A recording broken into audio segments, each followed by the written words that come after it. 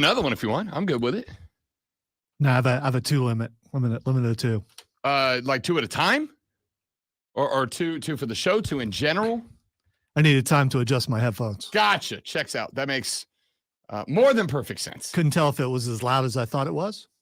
That seemed good on my end. Ladies and gentlemen, boys and girls, children of all ages, welcome in. The Rod Brown Show's on your radio. It's the Fan Upstate. Howdy, y'all. Great to be with you.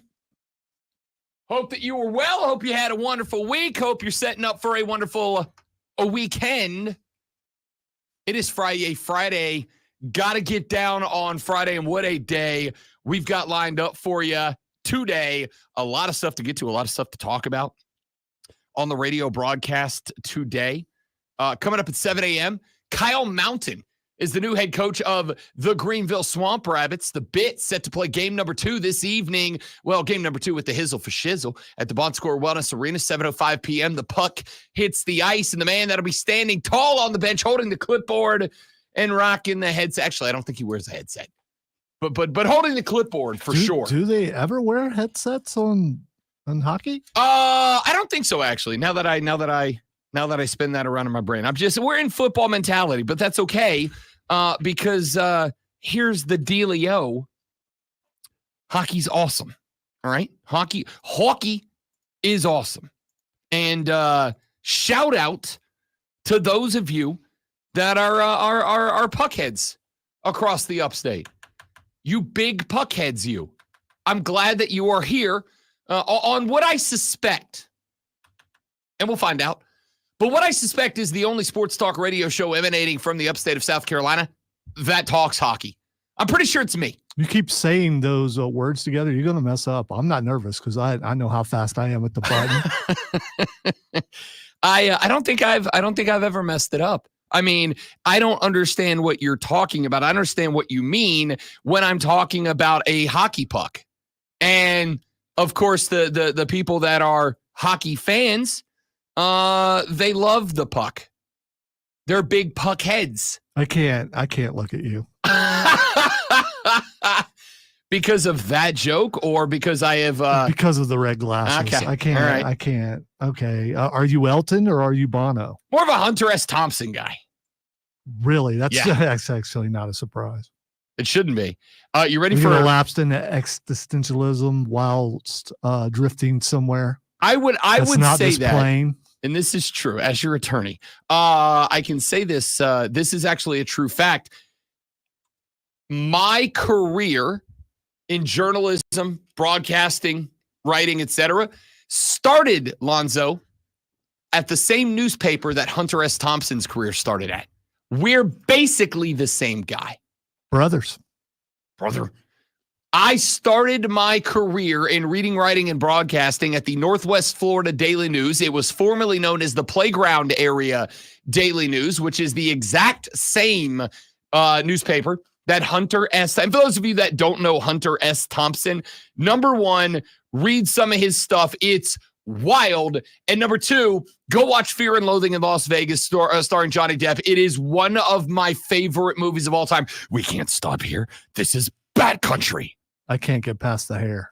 It's such a good movie, dude. Fear and Loathing in Las Vegas, a phenomenal movie starring Johnny Depp it is a dramatic retelling of the life of one, or at least I guess one element of the life of Hunter S. Thompson, who is the guy who brought the concept of gonzo journalism into the main view. Gonzo journalism is where a journalist will report on a story, but as opposed to standing on the outside looking in and saying, here's what happened here, a gonzo journalist will fully immerse himself in that life.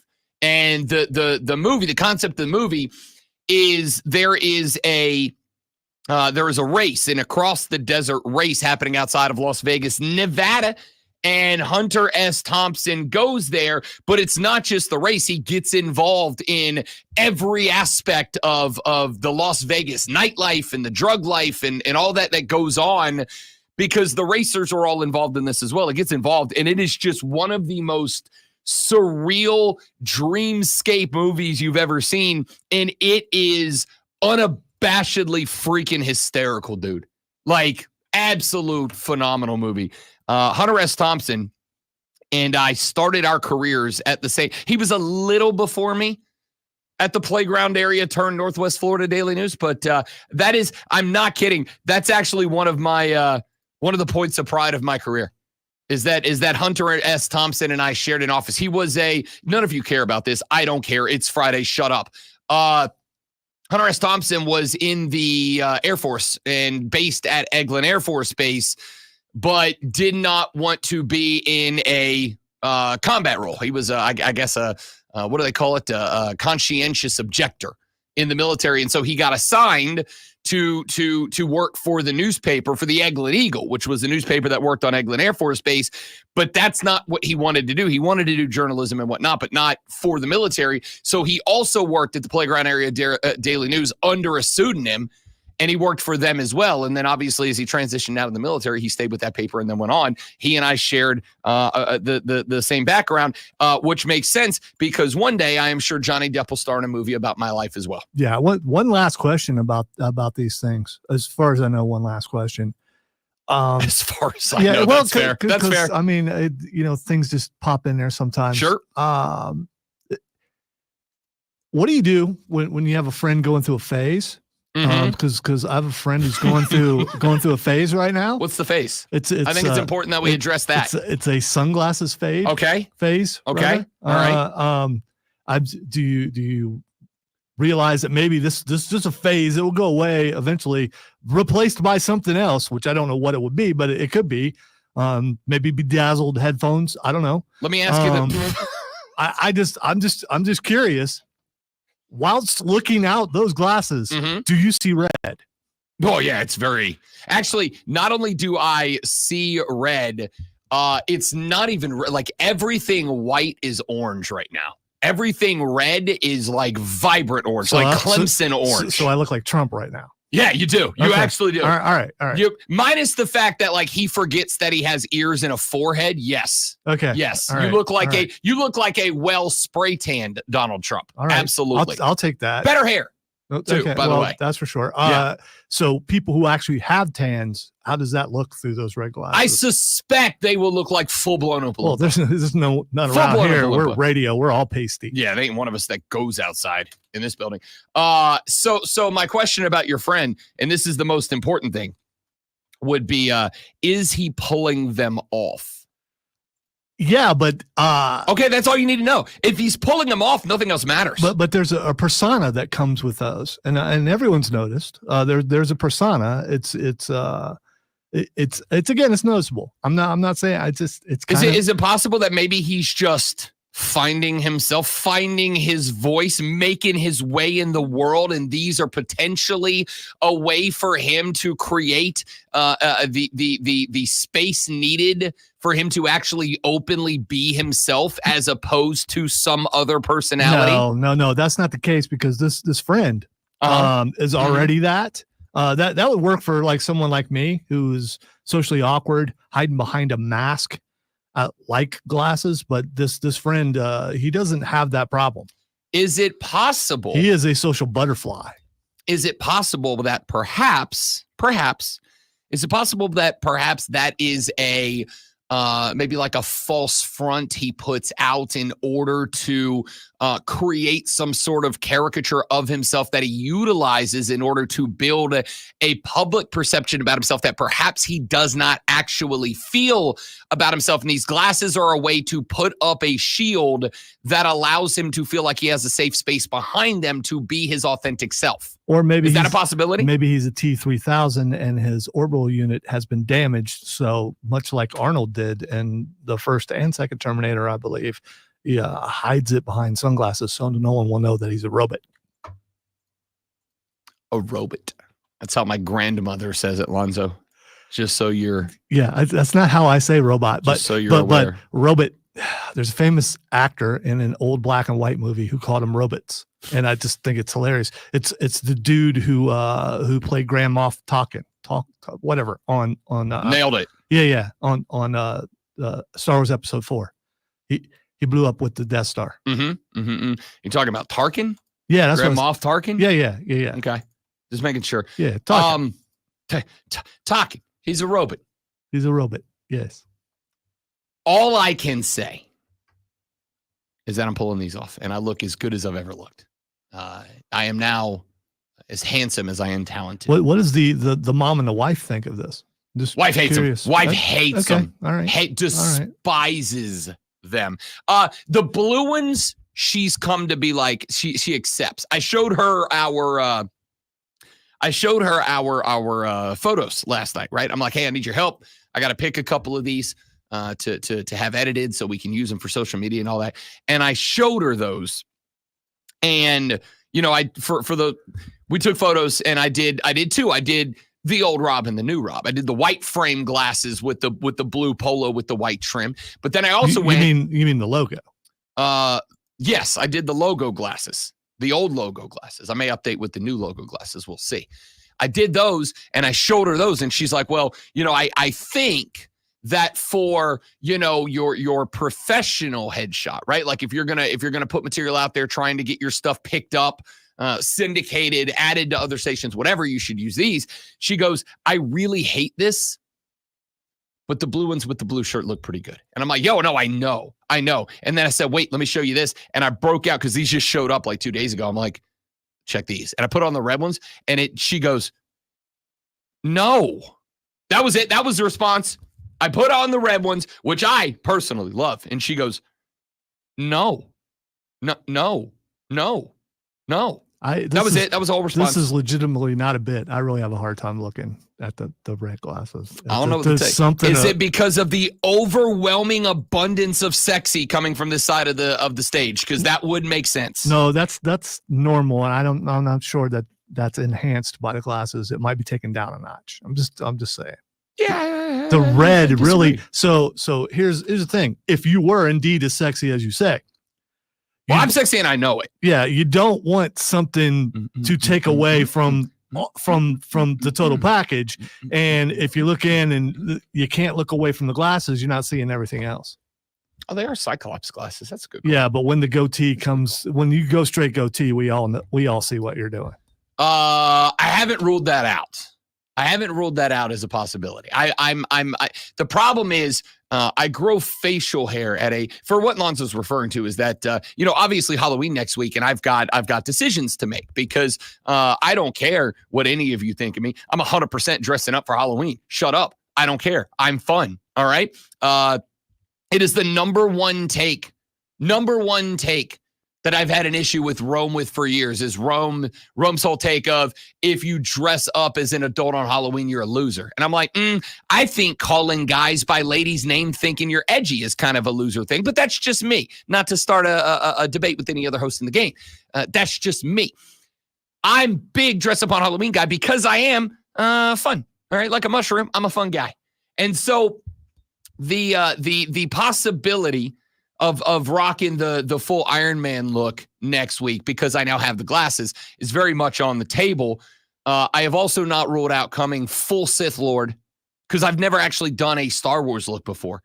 I have not ruled out full Sith Lord. And on top of that, next weekend, the Swamp Rabbit game on, I think Saturday night is Star Wars night. So I can kill two birds with one stone. I get that, I'm Sith Lord for Halloween. Then I just run it back on Saturday for Star Wars night. I mean, I justify things saying it's for work all the time. So, for sure. I mean, why not? It's just an excuse of I do whatever the hell I want. Financial irresponsibility, be damned. Like when I bought that $42 Venom. Did you get popcorn bucket last night? Yes, I did. Dope. Is it as cool as we wanted it to be? Oh, it is. Yeah. $42. Did you bring it? No. Why? Because I'm gonna bring it tomorrow. Okay. That doesn't do anything for me. It does not. I'm sorry. But I will tell you that my son took a small popcorn, put it inside, and you still couldn't see the popcorn because it fills out on the bust. But if you have, let's say, larger for the hands, new Venom movie, they made a Venom popcorn. It's Venom's head opened like he's roaring, and you reach in to get. You got to reach into the mouth to get the popcorn. It looks kind of dope. It does. The teeth don't hurt. The tongue is a little weird though. That's what I'm saying. There's a clip piece of audio I can't wait to have. Yeah, if you do that, it is war. All right, we got a lot to get to, a lot to do, ladies and gentlemen. I'd like to congratulate the LA Rams for the win over the Vikings last night, and I'm sure that none of you all have a problem with the way that the game ended because, hey, we love the human element in sports, don't we? Don't we love the human element? Isn't the human element the best? You mean where he grabbed the shoulder pad? Oh, yeah, no, for sure. I saw a shoulder pad. You need your eyes checked bad because they showed the close-up angle and even Herb Street doing his damnedest to protect the shield. Even Herb Street said, oh, that's a face mask. Yeah, I must have missed that angle. Oh, don't worry. I've got the audio from Al Michaels and Herbie both going, there's no way to protect this. None at all. There's no way to shield the shield from what is quite obviously a bad call, to the point that Al Michaels said, what the hell? That's from last night. I'll play the other minute and 10 seconds of these two reacting violently to the call, but just know that Al Michaels on national television said, what the hell? And I have a new clip now. That's a good one. It's a great one. That really is. Yeah. What the hell? It's my favorite. It's my favorite Al Michaels clip. How about that Cooper Kupp? He's not going anywhere. What the hell? My man balled out last night. And Puka was on the post-game show, and they showed him. They've been making this big thing about Al Michaels, I guess, goes to this steakhouse all the time in LA that he really loves. And they tracked him over the years. He, according to the stats last night, he apparently has visited this steakhouse in his career something like 3,000 times. And he gets the same meal every time, which is like filet mignon and a side of pasta. And they showed it to Puka, and Puka goes, that's a lot of carbs, dude. Like, that was his whole takeaway. And I don't know why they don't have lemon wings there, do they? No, it's not that kind of. It's not that kind of club. I'm just curious. Ain't that kind of club. In the club, we all fam with Al Michaels. What the hell? All right, when we come back, let's talk about the ending of that game, shall we? Because all of you who say, instant replay's bad. Robo-umps are bad because we love the human element in sports. You got your wish last night. Congrats to the Rams. Sorry, Vikings. That's the human element in sports. Why did you go lollipop gem when you said that? I don't know. It felt appropriate to make fun of the people who think that the human element's good. Because it's not. Speaking of clipping, please clip that video right there. What the hell? Exact. We'll talk about it when we come back on the Rob Brown Show. Fan Upstate. Well, that would be 3, I believe. It's 3-1. But it's early on Friday. I'll come back. I've blown it a couple of times on Friday. I'm going to come back. I predict a tie today. Really? They're not straight. You got to have them straight. Okay, we're good. Adam, Joe, Zach, what's up, boys? Welcome to the show. Good to have you, as always. Changing our name to Hubris. It's Hubris Brown. Call me Timberlake because I'm bringing sexy back. Wow, wow.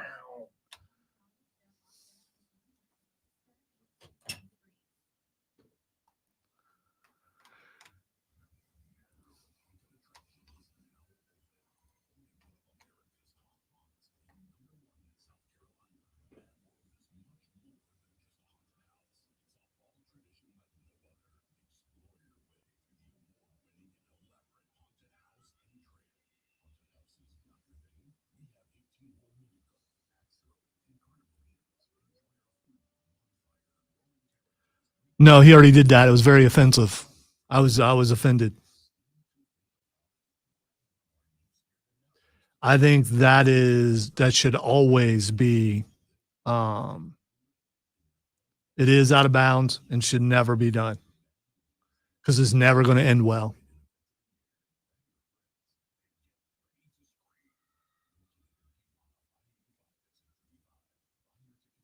I'm still hurting from that. And that was like a couple years ago.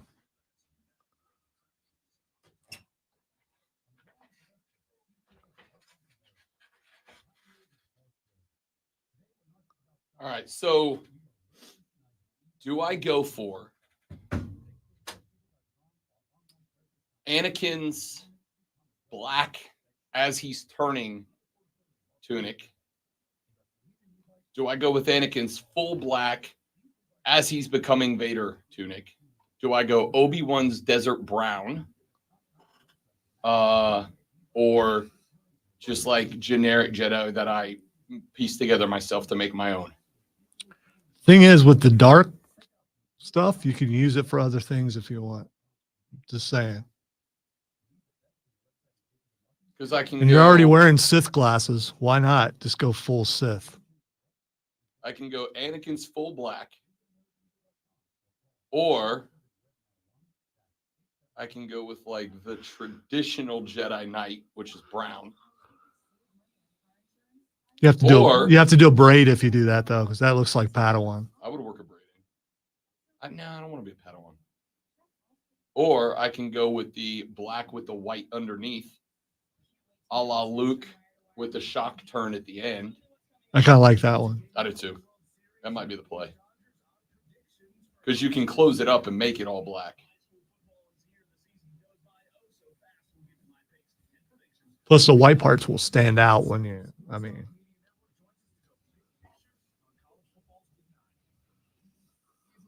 And it's $13 off right now. There you go. Sell price. Can't go wrong. For another $8, you can add the gloves to it.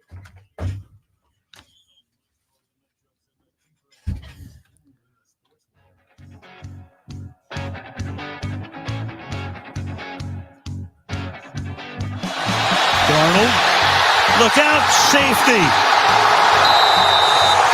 Byron Young takes him down to the end zone.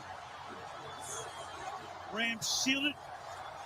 They had 2, and it's 30-20. Now, I thought the face mask, something happened to Darnold. Maybe he grabbed underneath and got the jersey, but something made Darnold, his head go back with his pressure. Remember we said the left side is where this pressure is going to come from. Fisk takes the tackle. Young works through, and boy, he got a hold of something there. Let's see. Yeah, he got that face mask. He sure did. Yep. And they cannot review that. But he definitely got the face mask. Right there. I mean, anytime you see a guy's head get spun backwards, something happened. And he got away with one right there. And Viking fans are going, what the hell? What the hell? I mean, there's a lot of different things you can review. Yeah. And there's Jones. Jones saying, hey, man, you got to call that. Missed it. Missed it. Clearly, I was openly missed waiting it. for that part of the clip to show up and where it would be. So he was saying the Vikings fan said it, not him. Right, but it was more fun to say Al Michaels said. What the hell? Because he did say it, yeah. Here's the reason I ran that whole clip. The reason I ran that whole clip is because if you have watched Thursday Night Football this year, and I don't say this with any particular level of, disrespect or anything like that, but Herbie and Al Michaels have gone out of their way this year on Thursday Night Football on Amazon Prime, out of their way to make excuses for if not outright poor officiating, at least poor officiating decisions, right? Missed calls, whatever. And I've said this a million times. I don't expect referees to be perfect because referees, shockingly, are people too. And nobody's perfect. Hell, I make like 2 to 3 mistakes a year. It happens. I don't expect perfection. However, when it's that glaringly obvious, I mean, this wasn't like if you watch it back in slow motion, it's no. It was easy to see in real time. I'll put it this way. I was laying in bed. I was watching it on the smallest TV in my home, 32 inches in the bedroom. That's a fun sentence I just said out loud. Also, the motions for 32, that's not, 32 inches. 32 is bigger than around. Okay, all right. And so I'm watching this without my glasses on. Okay? I wear the fun sunglasses in the So day. you're talking about your prescription Correct. glasses. Okay. I don't lay in bed, even though I almost wanted to last night just to aggravate the wife, because that's what marriage is all about, right? Keeping the It definitely keeping the is, fun but alive. I'm surprised you haven't done that yet. Of course, that would be the opposite of fun because you said she doesn't like those glasses. She hates the red ones. She doesn't like the red ones. The black ones she's fine with. She's like, they're just sunglasses. They're fashionable, whatever. The blue ones, it took a little while. She come out. The red ones she despises, openly despises. But for those of you that know, my traditional glasses, the bold rim glasses, are prescription glasses because I am 40 years old and can't see things well anymore. And I have not gotten to the point that I have developed the rocks to go get LASIK. I will. But the concept of having someone shine a lightsaber into my eyeball is makes me a little apprehensive. I'm working on it. I'm working up the stones to get the LASIK, but we'll see. Anyway, laying in bed, do not have the prescription specs on. Do not have the Lenora Sellers on, watching the old television. So basically what I can see from one side of the bedroom where my head is laid up in the bed to the TV on the other side of the bedroom, and it's only a 32-inch TV, I'm basically listening to the game because the majority of I can make out the players, but I can't tell you numbers. I'm basically watching football the way you remember Tecmo Bowl, watching the graphics on Tecmo Bowl. You don't have player numbers. You just have Bo Jackson, and you know it's Bo because he's outrun everybody, but it's a little dude with a black shirt and silver pants, and then over on this side is a little dude with a white shirt and blue pants. There's no numbers. There's no positions. They're just that's how I see football at night when I don't have my glasses on. It was a major step up from Atari football. For sure. But Tecmo Bowl was awesome. For sure. I have one of those. They make these now. You can buy them. They're these little, they're basically like USB sticks you plug in your TV, but they're emulators. Yes. And they have all the old games. I have one that has Tecmo Bowl on it. All right. Watching Tecmo Bowl is how I watch football games without my glasses on. It's just there's 11 blobs that are white and there's 11 blobs that are blue. And the white blobs are playing the blue blobs. And basically, I'm relying on Al Michaels and Kirk Herbstreit to tell me who's who. You're saying this referee that missed the call was watching Tecmo Bowl. What I'm saying is I could see it was a face mask, and I couldn't see anything. But I was like, that's face mask. And I want you to know, it wasn't quite as visceral as it was when the missed pass interference call happened in the NFC Championship game that prohibited the Saints from going to the Super Bowl and stopped us from getting Breeze v. Brady in the Super Bowl. But it was pretty close. I want you to know, it made me so mad. I got out of the bed. I got up and walked to the other side of the house because I'm like, I'm not going to sleep. I'm too ticked off. I am too infuriated to go to sleep right now. I got out of the bed. I walked out to the living room. I sat on the couch and I turned Amazon on because I wanted to see if the postgame show was going to have the stones to say what Al Michaels said. What the hell? Because I did. And this, my fellow Americans, this is what I'm talking about when I say that I am hashtag Team RoboUmp. When I am hashtag Team SkyUmp. When I am hashtag Team Replay Everything. This is why. Would the Rams still have won the game had that face mask call gotten made? I don't know. And you don't know. We don't know. But we don't know who's going to win any game. That's why we play the game. Who's to say that if that face in the end zone gets called, the Rams get the Vikings get a whole lot of breathing room behind their back, that Sam Darnold doesn't go on a career-defining 75-yard march to the end zone, convert the two-point conversion, and we got a tied football game, and now we got a shootout down the stretch between two of the best young head coaches in the game, behind a pair of quarterbacks, both of whom were told not terribly long ago, your career ain't what it was. Sorry, boys. We don't want you in LA. in Detroit. And Sam Darnold, you're a career third stringer. We would have had a phenomenal shootout last night. But instead, what we got was a clear, obvious face mask that got missed to the point that Al Michaels said, "What the hell?" on national television. That's what we got. So please know that every time the robo-ump conversation comes up, and it is going to come up much more frequently now that Major League Baseball is working in that direction. There are now robo-umps installed in every minor league ballpark.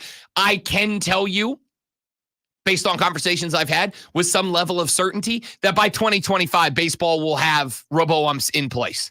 They may not utilize them 100% of the time, but they will be in some role in Major League Baseball. And I suspect by the end of this decade, they'll be the umps. But please know that every single time that the robo-umps come up, every single time that Sky Ump comes up, and one of y'all calls or texts the show and says, "I like the human element," that's what you're okay with, what you saw last night. That's what you're okay with. You decided that is, instead of just utilizing tech that is already in place, you'd rather have games decided like that. Okay, everything that you've just said, this is not a reviewable play. Right. So the only way you change things Why is it not to make it a reviewable play? reviewable play? Because it's not, because they voted on it being or not being a reviewable play. So a robo-ump ain't gonna matter. No. See, robo-ump and instant replay, expanded instant replay, as far as I'm concerned, are the same. How hard would it have been? Here's the thing. That doesn't even need a replay. I need a guy in the box that has a red button in front of him, that when something like that goes down, he hits the red button and he goes, hey, Jeff, quick question. What the hell? How'd you miss that call, bud? That's a face mask. Go ahead and mark 15 off and let's run it again.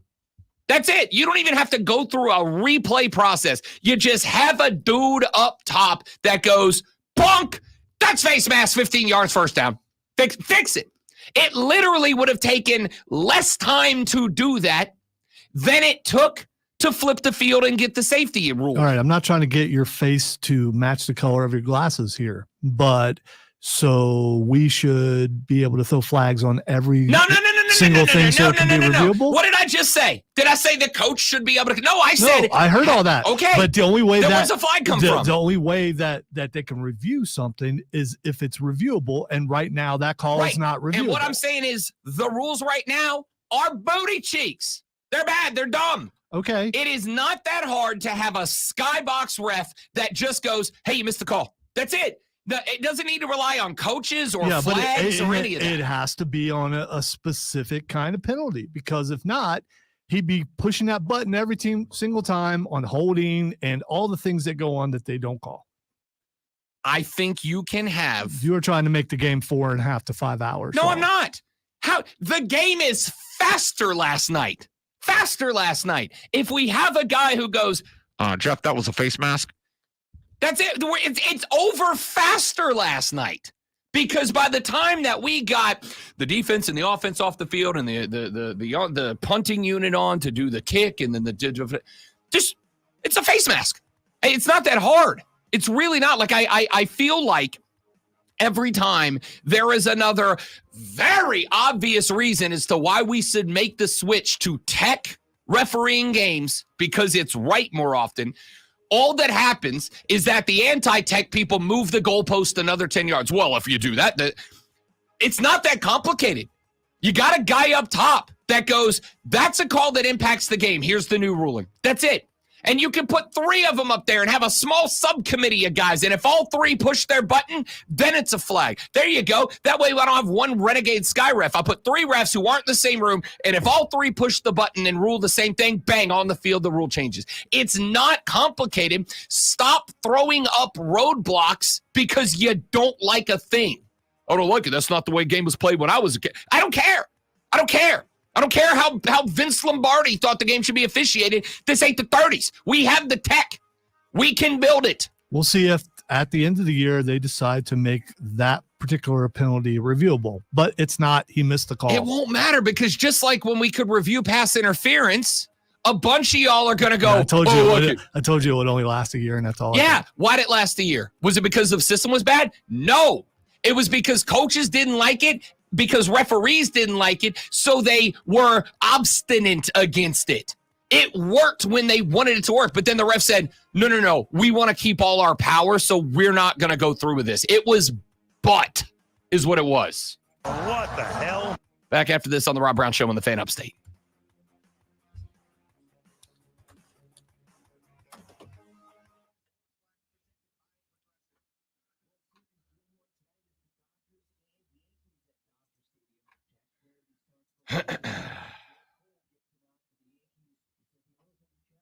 Courtney did ask me last night why it was that Booty Cheeks has made its way into the repetitive lexicon of the show, and I blamed it on Xavier Woods. Okay. It has been used quite a few times. Yes, it has. I'm not ashamed.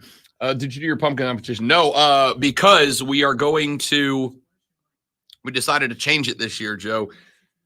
Because we're in our 40s, we're going to a Halloween costume or a Halloween party on Tuesday, but it is not a costume party. It's a pumpkin carving party where all the food and drink is pumpkin flavored and themed. Wow, that sounds like a snotty kind of party. I'm actually really excited about it. Of course. Big pumpkin pie guy over here. I love pumpkin pie. I like pumpkin seeds. I mean, there's a lot of pumpkin stuff. I like pumpkin spice. Pumpkin pancakes are great.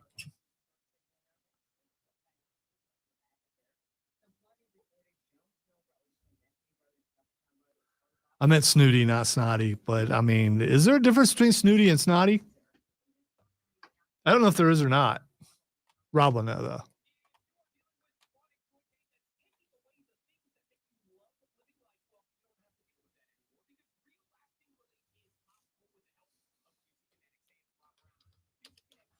Is there a difference between snooty and snotty?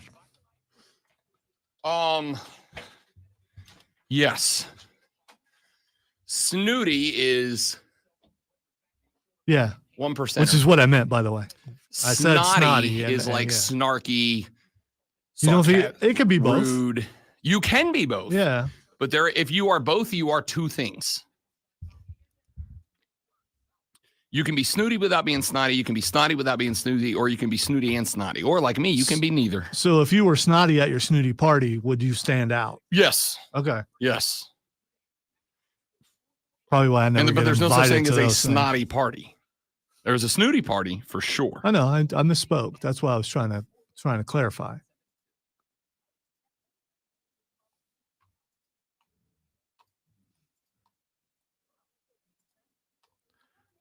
By the way, First Watch has some killer pumpkin pancakes. Really? Yes, they are so good. It's like my favorite breakfast right now.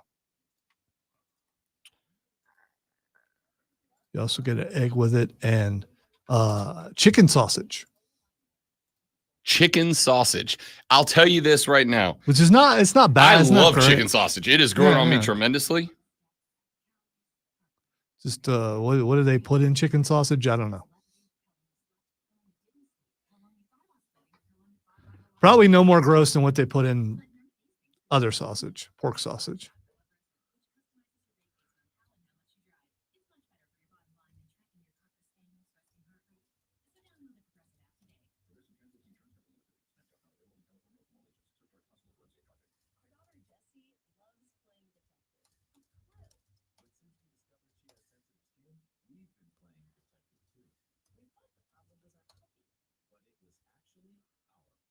Black Ops 6, the best Call of Duty campaign in many, many years, according to IGN.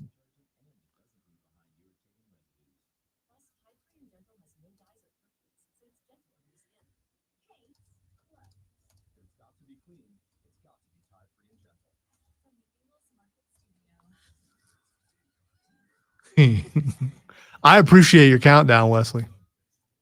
I do not, Wesley.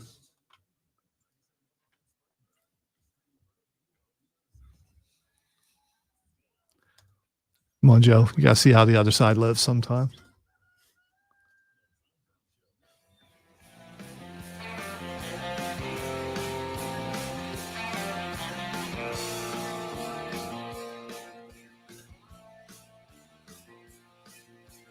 Head coach of the Greenville Swamp Rabbits, Kyle Mountain, will join us coming up in the next segment, the start of the 7 o'clock hour. That's when he's available because the boys got to get out there and get practicing, get ready as they are at home this evening, tonight, for the next Rabbits game at the Bon Score Wellness Arena. 7:05, the puck hits the ice. So Kyle Mountain, head coach of the Swamp Rabbits, joining us in the next segment. We will move the water cooler cheat sheet to 7:20. The second segment of the next hour will give you the top 3 sports stories that you need to know before we roll on. Then we will, in that last segment of the next hour, do a little World Series preview. We have the Dodgers and the Yankees, the Bronx Bombers, getting at it tonight out in Los Angeles, California. 8:08 first pitch in that one. The Dodgers and the Yankees facing off in the World Series. We'll talk a little World Series previews and prognostications to wrap up the 7 o'clock hour. 8 o'clock hour, we open it up with the audio blitz, our favorite audio from the day. And then the back half of that hour, all football. We'll talk about the football slate for the weekend at both the college and professional levels. Lonzo and I will give you some of our thoughts, predictions, projections, prognostications to wrap up the 8 o'clock hour. 9 o'clock hour belongs to you on a Friday, whatever you want to get to. If you want to get in on the show, now's a wonderful time to do it. The Renewal by Anderson of the Carolinas fan phone is open at 844-326-3663. That's 844-FANFONE. You may shoot us a text at 71307. 71307. Start your text with FAN, F-A-N, FAN, F-A-N, and we will read them on the show. You can also shoot me a tweet at The Rob Brown Show. You can tweet Lonzo at Lonzo on Word, or you can get it everybody at the Fan Upstate. We also want you to use the Ray Memorial Hotline. What's that, Rob? I'm ever so glad you asked, hypothetical listener I made up for this exact situation. I want you to go to the Odyssey app, AUDACY, put it on all of your digital devices. Once you have done so, I want you to search the Fan Upstate. I want you to click the little heart icon on the Fan Upstate's page on the Odyssey app. Click the little heart icon. That means every time you open the Odyssey app, it's going to bring you right to the Fan Upstate. You can listen to the station 24/7, 365. That includes the Rob Brown Show from 6 to 10 a.m. every weekday, and includes Writer Than You with Bill Ryder from 10 to noon, the Jim Rome Show from noon to 3, and of course, Wire to Wire with Diesel and Cole Bryson from 3 to 7 p.m. every single weekday. When you get to the Fan Upstate page on the Odyssey app, there's a little circular microphone button right there in the middle of the page. You click that button, and you can leave up to 60 seconds worth of voice note that comes directly to Lonzo and I. Go to the Odyssey app. Go to the Fan Upstate page. Click on that little button in the middle of the page, the little microphone in a circle, and leave us a 60-second voice message on the Ray Memorial Hotline. We'd love to have you join us there as well. Did you see last night's Syracuse game? Former Ohio State Buckeye quarterback Kyle McCord had a night, had a 35 of 64, 321-yard, 0 touchdown, 5 interception night that included 3 pick sixes on the evening. Lonzo, I don't have a take. It's been a very long time since I felt so openly bad for an athlete in real time. Like 3 pick sixes in, I was like, dude, I think you should retire tonight, halftime, go home. That was my thoughts too. But pick yourself up, get out there next game, will be a next game, probably. I don't know that that's true for Kyle McCord. Who's the backup? Does it matter? I mean, yeah. Does it matter? Did he play? He played pretty well up until this week. I think you have. I realize in as far as bad games goes, this is probably one of the worst in history. But you can only go up after this, right? I mean, I don't know. Maybe throw 4 pick sixes next week. Well, I mean, I guess you could. I guess you see if he has a good week of practice, you put him back out there. He throws an interception. He's done for the season. Syracuse has Virginia Tech, at Boston College, at Cal, UConn, and they end the year at home against Miami. I don't have a take. Here's what I can tell you. We interviewed Kyle McCord at ACC Media Days, and he's a very likable dude. All right? He's a very likable dude. Keeping it a buck, of the quarterbacks that I interviewed, of which there were 6, Cade, I interviewed Grayson McCall. I interviewed Kyle McCord. I interviewed both SMU quarterbacks. I interviewed, who was the other? There was one or two more. He was easily the most likable, Kyle McCord. He was very forthright. We asked him, what went through your head that made you transfer? He gave what I thought was a very well-articulated reasoning behind leaving Ohio State and deciding that Syracuse was the right place for him. He had a phenomenal breakdown of new Syracuse Orange head coach Fran Brown. I mean, Kyle McCord was a dude who talked football with me. And you know I have an affinity for football bros who actually talk football instead of speaking in cliches, all right? Just about every one of the other quarterbacks we talked to, respectfully, including Cade Klubnik, it's all cliches. Well, we're going to go out there and we're going to work hard. We're going to be the hardest working team. Nobody's going to outwork us. We're going to be the guys that spend the most time on the practice field and in the weight room. And that's all. Okay, like, cool. That's what the casual fans want to hear, right? I promise I'll work hard. All right, cool.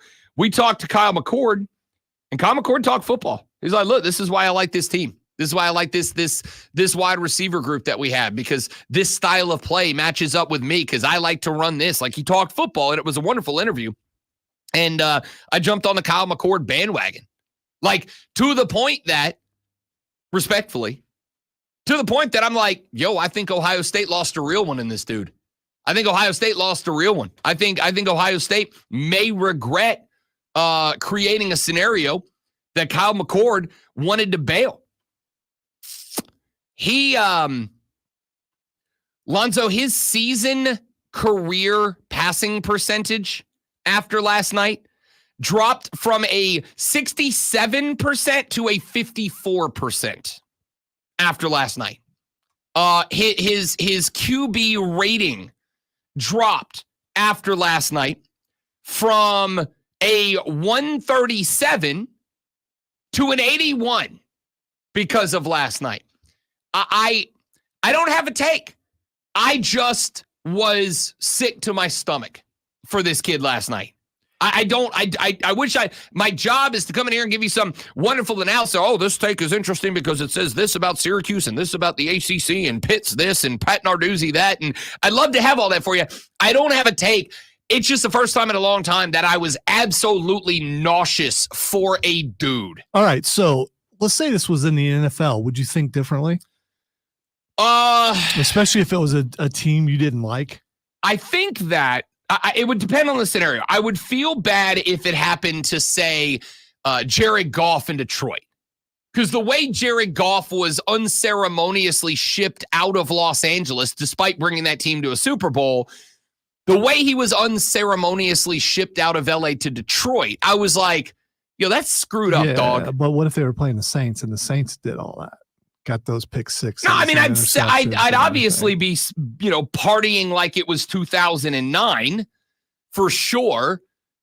But it doesn't mean I wouldn't feel bad for the guy because of the scenario that led to that. Like, I can want to beat your ass because it's a competition, but also feel bad about the reason you're in that position. See, I feel bad on the college level, but if it happens in the NFL, I don't. And I guess it's because of different levels. Here, I'll of give you the example. Let's see if this holds up for you. If that happens to Jared Goff and Detroit, I'm like, oh, dude, that sucks, right? Because like this isn't a spot that you're supposed to be in. If it happens to Kyler Murray, I'm like, yeah, it sucks to be that guy, right? Like I don't have anything for that guy, and I will acknowledge that. Part of it for me is that I had an interaction with Kyle McCord. He went above and beyond in terms of his duty, responsibility to talk to me as a media member. So you like him and you feel like you know the guy, and that makes it. That is part of it. I also think, and this is not, it's going to sound like it is, it's not a shot. I also think he was pushed out at Ohio State unjustifiably. I think Kyle McCord, it's a situation where Kyle McCord will tell you, and he did tell me, I left because I wanted to find a place that I fit in better. And I understand that. But I also think if you're Ohio State and you believe that's the guy, as a quarterback, you make that guy comfortable. You create the space that he wants to be comfortable. This is why I've said the new age of college football recruiting, to me, is as much about, it used to be, player, you come in and you evolve every aspect of your life to the school, not just the program, to the school at large. And in today's college football recruiting, it is now as much the responsibility of the school to adapt itself to the players to keep them happy and make them want to stay there. And I feel like Ohio State was kind of in a spot where they're like, this dude ain't CJ Stroud. This dude ain't the dude that we want him to be. And because he ain't the dude we want him to be, we're not gonna go out of our way to make him comfortable here. And McCord, while it was his decision ultimately to sign the paperwork to go in the portal, I feel as if both because of my conversation with him and because of all the reporting when he decided to go into the portal, I feel like Ohio State kind of did, as is their right, kind of did the, we can't make you transfer, but you might want to look into it dance. I don't believe that. I know you don't, because you're a Buckeye fan. You wouldn't want to admit it if that was the case. I was looking forward to him coming back the next season and redeeming himself. That's what I was looking forward to. So I was completely shocked at Ohio State. Yes, and I believe I was completely shocked, and so were a lot of Buckeye fans that he decided to bail. That might be true, but here's the thing, and I don't believe he was forced out. Did he have like people coming at him? Fans, yeah, but that happens in every fan base, in every town, in every city, in every level. To me, when he left, I thought he was soft, and I'm probably not the only one who thinks that. I mean, stick it out, come back, and do better next time. Yeah, and we're going to find out if he plays next week. I think that, and again, I wonder if the perception of this is different if we're talking about a Michigan guy, right? Like, because, and I acknowledge we all have, myself included, we all have inherent biases. We all have inherent, that's my team, it is what it is. I've had multiple times that I have said, if that wasn't my football team, the Saints, I had one a couple of years ago with the Saints, with the owner of the Saints, who was going out of her way to give money to protect an organization in New Orleans that had been all but legally convicted of sheltering child abusers. And our owner was providing legal advice to that organization to keep their noses clean. I got to tell you, I was this close to walking away from being a New Orleans Saints fan. That's a lifetime for me that I was about to walk away from. But I was like, that's the owner. That's one person. I'm not going to give up 38 years of being a fan of this team over the decisions of one butthole that happens to own the team, right? Like that's kind of the thing. The perspective that I have, and I don't know that either one of us will ever be proven that our perspective is right, but via my conversation with McCord, and I acknowledge that forms a bias, right? Because I had a very nice conversation with this kid, both on and off the air, and I'm like, I like this guy, good guy. Went out of his way to share this experience with me. But that combined with the reporting that was coming out from non-university affiliated reporters on the ground in Columbus, Ohio, I get the feeling that he was kind of pushed out at Ohio State. And yes, he's the one that's got to sign the paper, but sometimes you go, you clearly don't want me here. And if you don't want me here, I'm not going to waste my time. So I kind of got a soft spot for the kid. I'm just not buying it as far as that goes. I mean, he made a decision to leave. Don't believe he was forced out. If you're worried about fans shouldn't be able to force you out. If the team is looking forward to you being back, and we'll never know. That's the thing. I don't think the team was. We weren't in that room. I agree with that. Just said that. Agree with that. I don't think we'll ever know if the team was actively making strides to push him out. And by the way, but that's the vibe I got. I was rooting for him and still am at Syracuse. I mean, because when there's a history of quarterbacks leaving Ohio State, going and doing well somewhere else. All right, we're going to bring that conversation back up because I find it very interesting. When we come back, Kyle Mountain, the head coach of the Greenville Swamp Rabbits, will join us. That's after Lonzo blows your socks, pants, and assorted other garments off with his sports flash. Nah, keep your clothes on. Unless you don't want to. Controversial no call ended in otherwise great 30-20 win by the LA Rams over the Vikings last night late in the game. Vikings quarterback Sam Darnold had his face mask grabbed in the end zone, but no flag was thrown, giving the Rams a 2-score lead and effectively ending the game. Darnold finished the game 18 of 25 for 240 yards and 2 touchdowns. Matt Stafford threw 4 touchdown passes and 1 pick. In the NBA, the Boston Celtics became the first team to reach 2-0 with a 122-102 win over the Wizards. Mavericks knocked off the Spurs 120-109. The Thunder struck the Nuggets 102-87, and the Timberwolves dethroned the Kings 117-115. Make sure you tune in tonight at 7 p.m. as the Burns Rebels head to Spartanburg to take on the Vikings. It's Burns versus Spartanburg right here on your home for Burns Rebels football. The Fan, Upstate.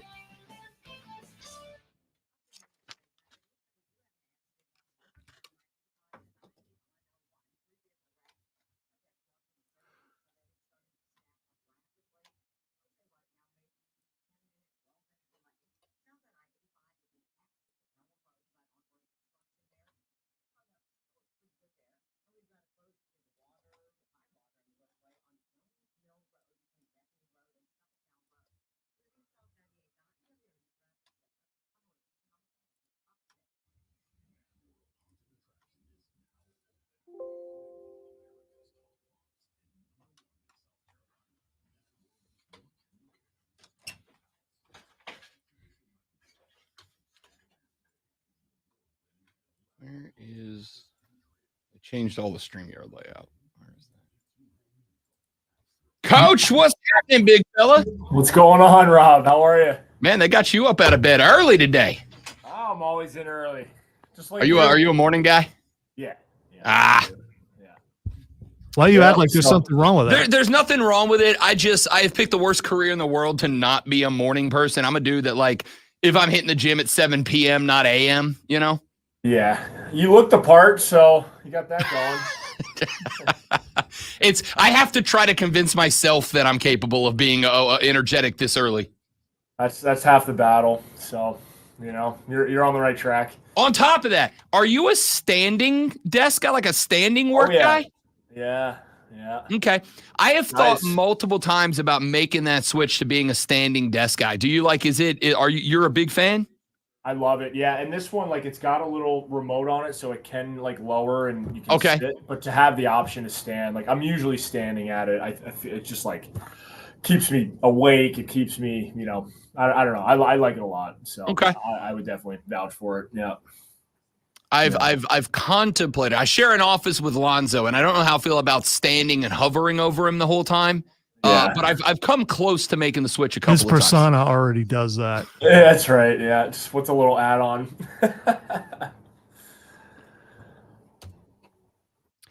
We're at either end, so if he stands up when I turn around in my chair, I'm going to see something I don't want to see every day. So probably not. That's fair. That's fair. Yeah, maybe just get a big barrier between you. I don't know. That could help. Probably necessary. Hey, you go stand up. I'll go stand up. There we go. There you go. Also, you can't walk in this room without a limp. You're gonna stand on that knee the whole day. You're one doctor's appointment away from becoming the bionic man. I'll get it fixed eventually.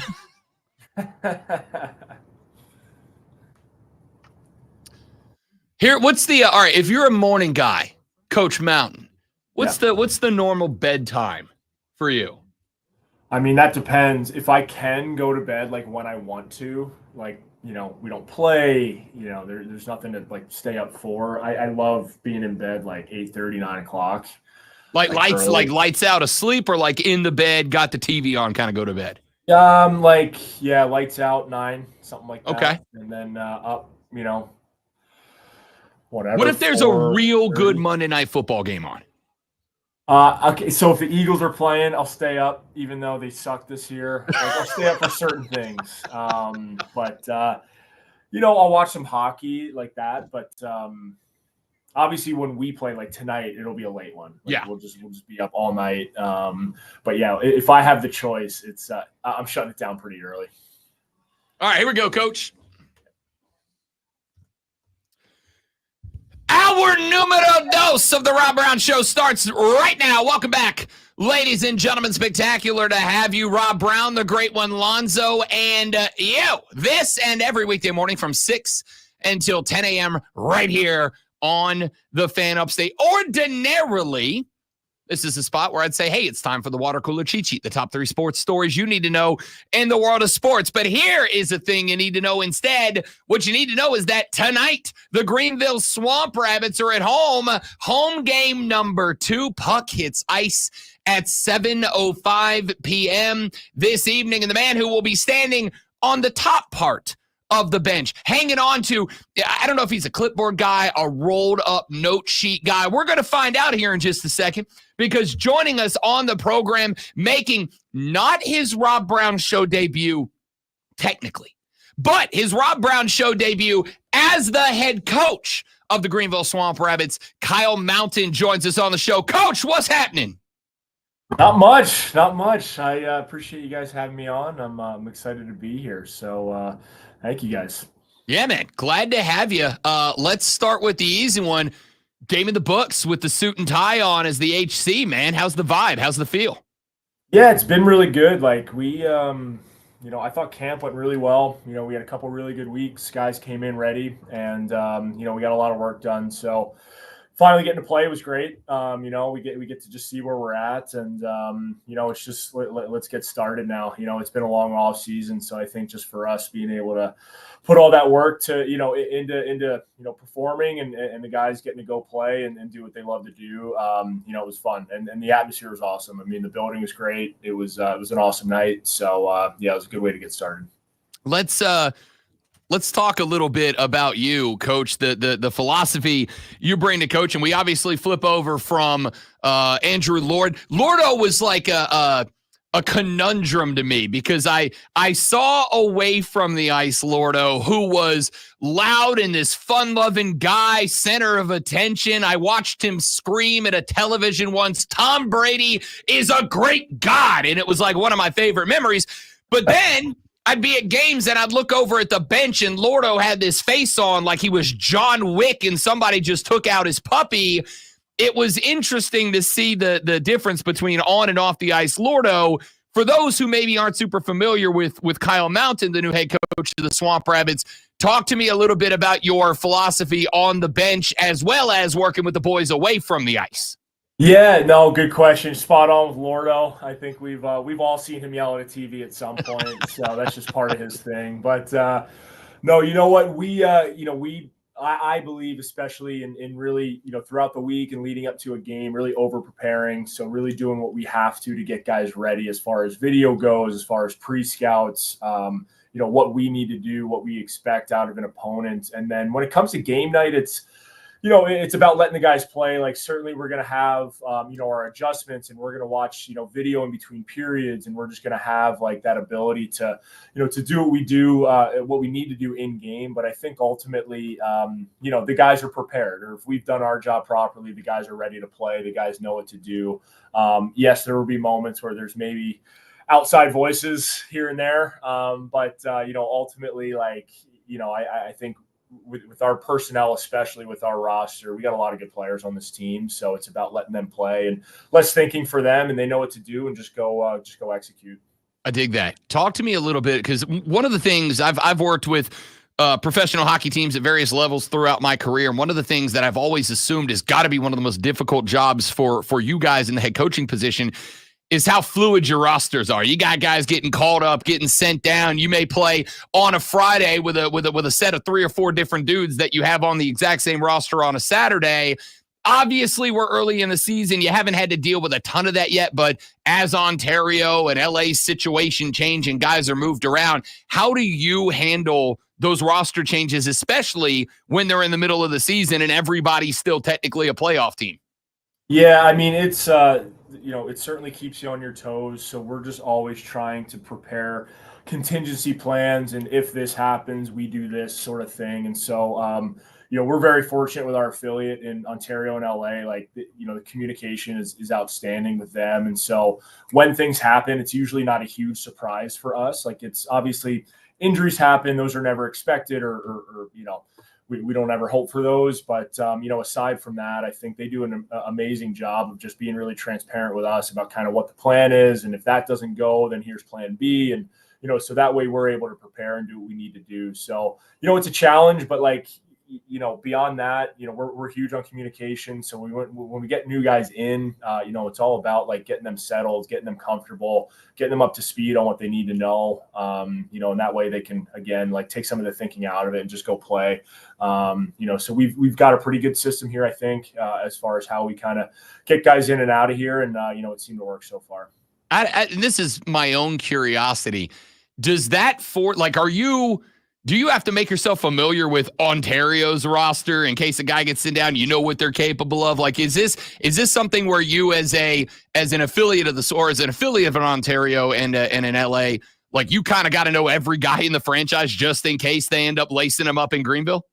Yeah, we want to know exactly kind of what we're getting, what we're dealing with. So that's as a player, that's as a personality as well, and just kind of how a guy is coached best. And that went back to early in the summer when both us and Ontario were building rosters, contracts are going out, being signed. And so, that whole process of just education and understanding what the rosters look like starts very early. So we have a pretty good idea of, who's there, who we might get, who we might not get at a certain time. So, I think ultimately it's about, like you said, it's just, you kind of have to know. That way it's not, who is this guy and what are we dealing with? I think when guys step in this door, we've got a very good idea of where they're at, who they are as people, how to communicate with them, and, how to ultimately, help them develop as players. And so, again, that's where the communication with Ontario comes in. They're great about that as far as just, the GM and I, Rich Seeley, we're on the phone just about every day, talking about players and just talking about where each group is at and what we might get. And, that helps a lot. Talk to me a little bit about your on-ice philosophy, Coach, a little bit about the type of team that you want to build in Greenville, the type of team that is your ideal team. Where do you focus? What are the things that Swamp Rabbit fans can expect to see out of a Kyle Mountain-led team? Yeah, we, we're identity based. That is at our core. Before there's day one of camp this year, we didn't necessarily jump right into systems and tactics and plays and things like that. It was more about just getting our identity right. And so we want to be a team that's really hard to play against. We want to be a team that plays the game really fast. We want to play physical. We want to play the game the right way. So, we certainly have a focus of playing from the defensive zone out. So that's a priority for all of our players, not just D-men and goalies, but forwards as well. And that philosophy of, the better you defend, the more you get to go play offense. So that's how we want to build this. And, it's going to be a fun group to work with. These guys compete really hard. That's a huge part of our identity, is just bringing that compete level, not only on game nights, but, that's bread and practice every single day, and how we train and how we prepare. So, we're going to have a really competitive bunch. We've got a good mix of, some older guys that have been around for a bit, and some, younger guys that are really hungry and they want to win here. They want to move up. There's just a really good, I think, attitude throughout the room right now. And these guys are ready to get to work. So it's a fun group to coach for sure. And I think they'll be a really good team to watch, on game night.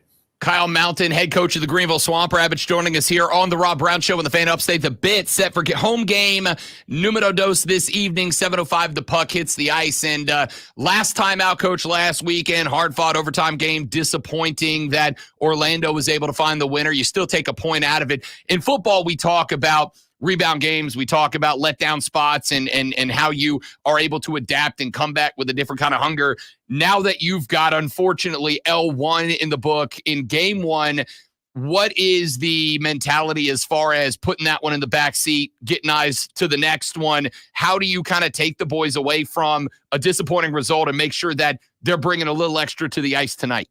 Yeah, we had a really good week this week. We were able to give the guys a day or so off. I think just that recovery alone is huge. Like, camp's long, man, it's tough. And, we had guys that were here for the duration of camp. We had, a good number of guys that were out in California with Ontario for their camp and the Kings main camp. So it's weeks and weeks and weeks of training. And so able to step away for a day or so and get some rest. So I think that was number one. And then two, it's just process week to week, which is very, in sports and football and whatever, different sport you want to talk about, kind of that process mentality. But, we play a lot of games. So like, are we going to get the result that we want every single time? No, but, I think we did, what we needed to do, prepare as far as preparing leading up to that game. And then it's just about getting back to work, the following week. So I think what the game helps with is just getting an understanding of what areas you really need to hone in on, what areas you really need to focus on. So, I think we had a really good week. The guys, they're good. They're hungry still. And, I think they're ready to go for this weekend.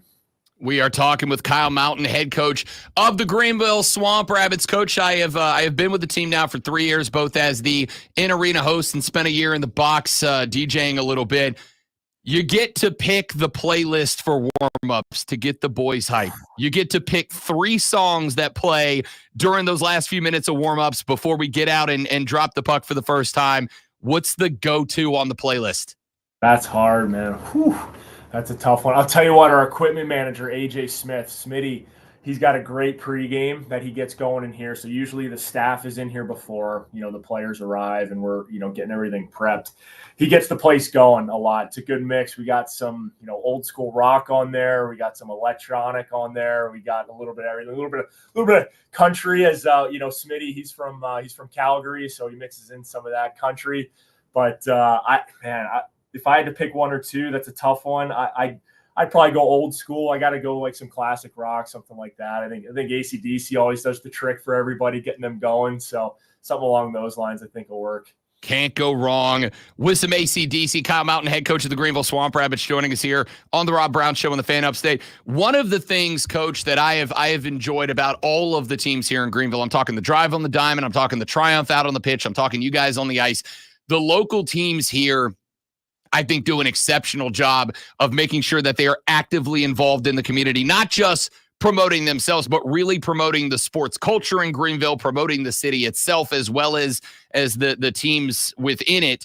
How important is it to you as the guy in charge to make sure the team maintains that connection with the fans, not just on game night when they're packed into the well, but on Wednesdays when there are festivals going on downtown, et cetera? How important is it to you to maintain that relationship with the upstate community?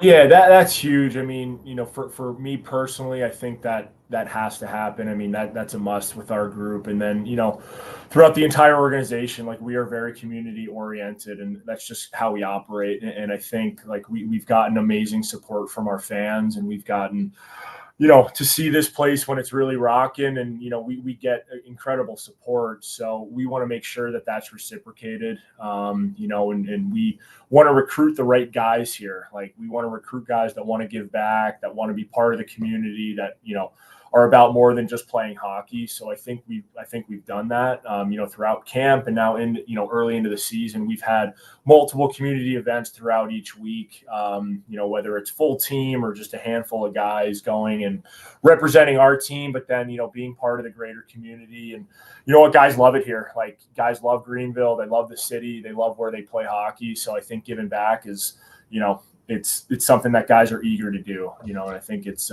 just something that when you're here, it's about more than just being a hockey player. It's a big family, at least it feels that way. So I think guys are excited to do that, and that will continue to be a priority for us. I mean, I think that's really important for our team and our organization.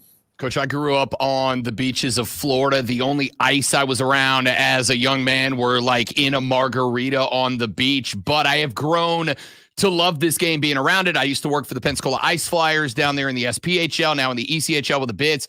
And hockey has won me over, but it took direct experience. It took me being there, being inside of an arena on the ice, watching this up close.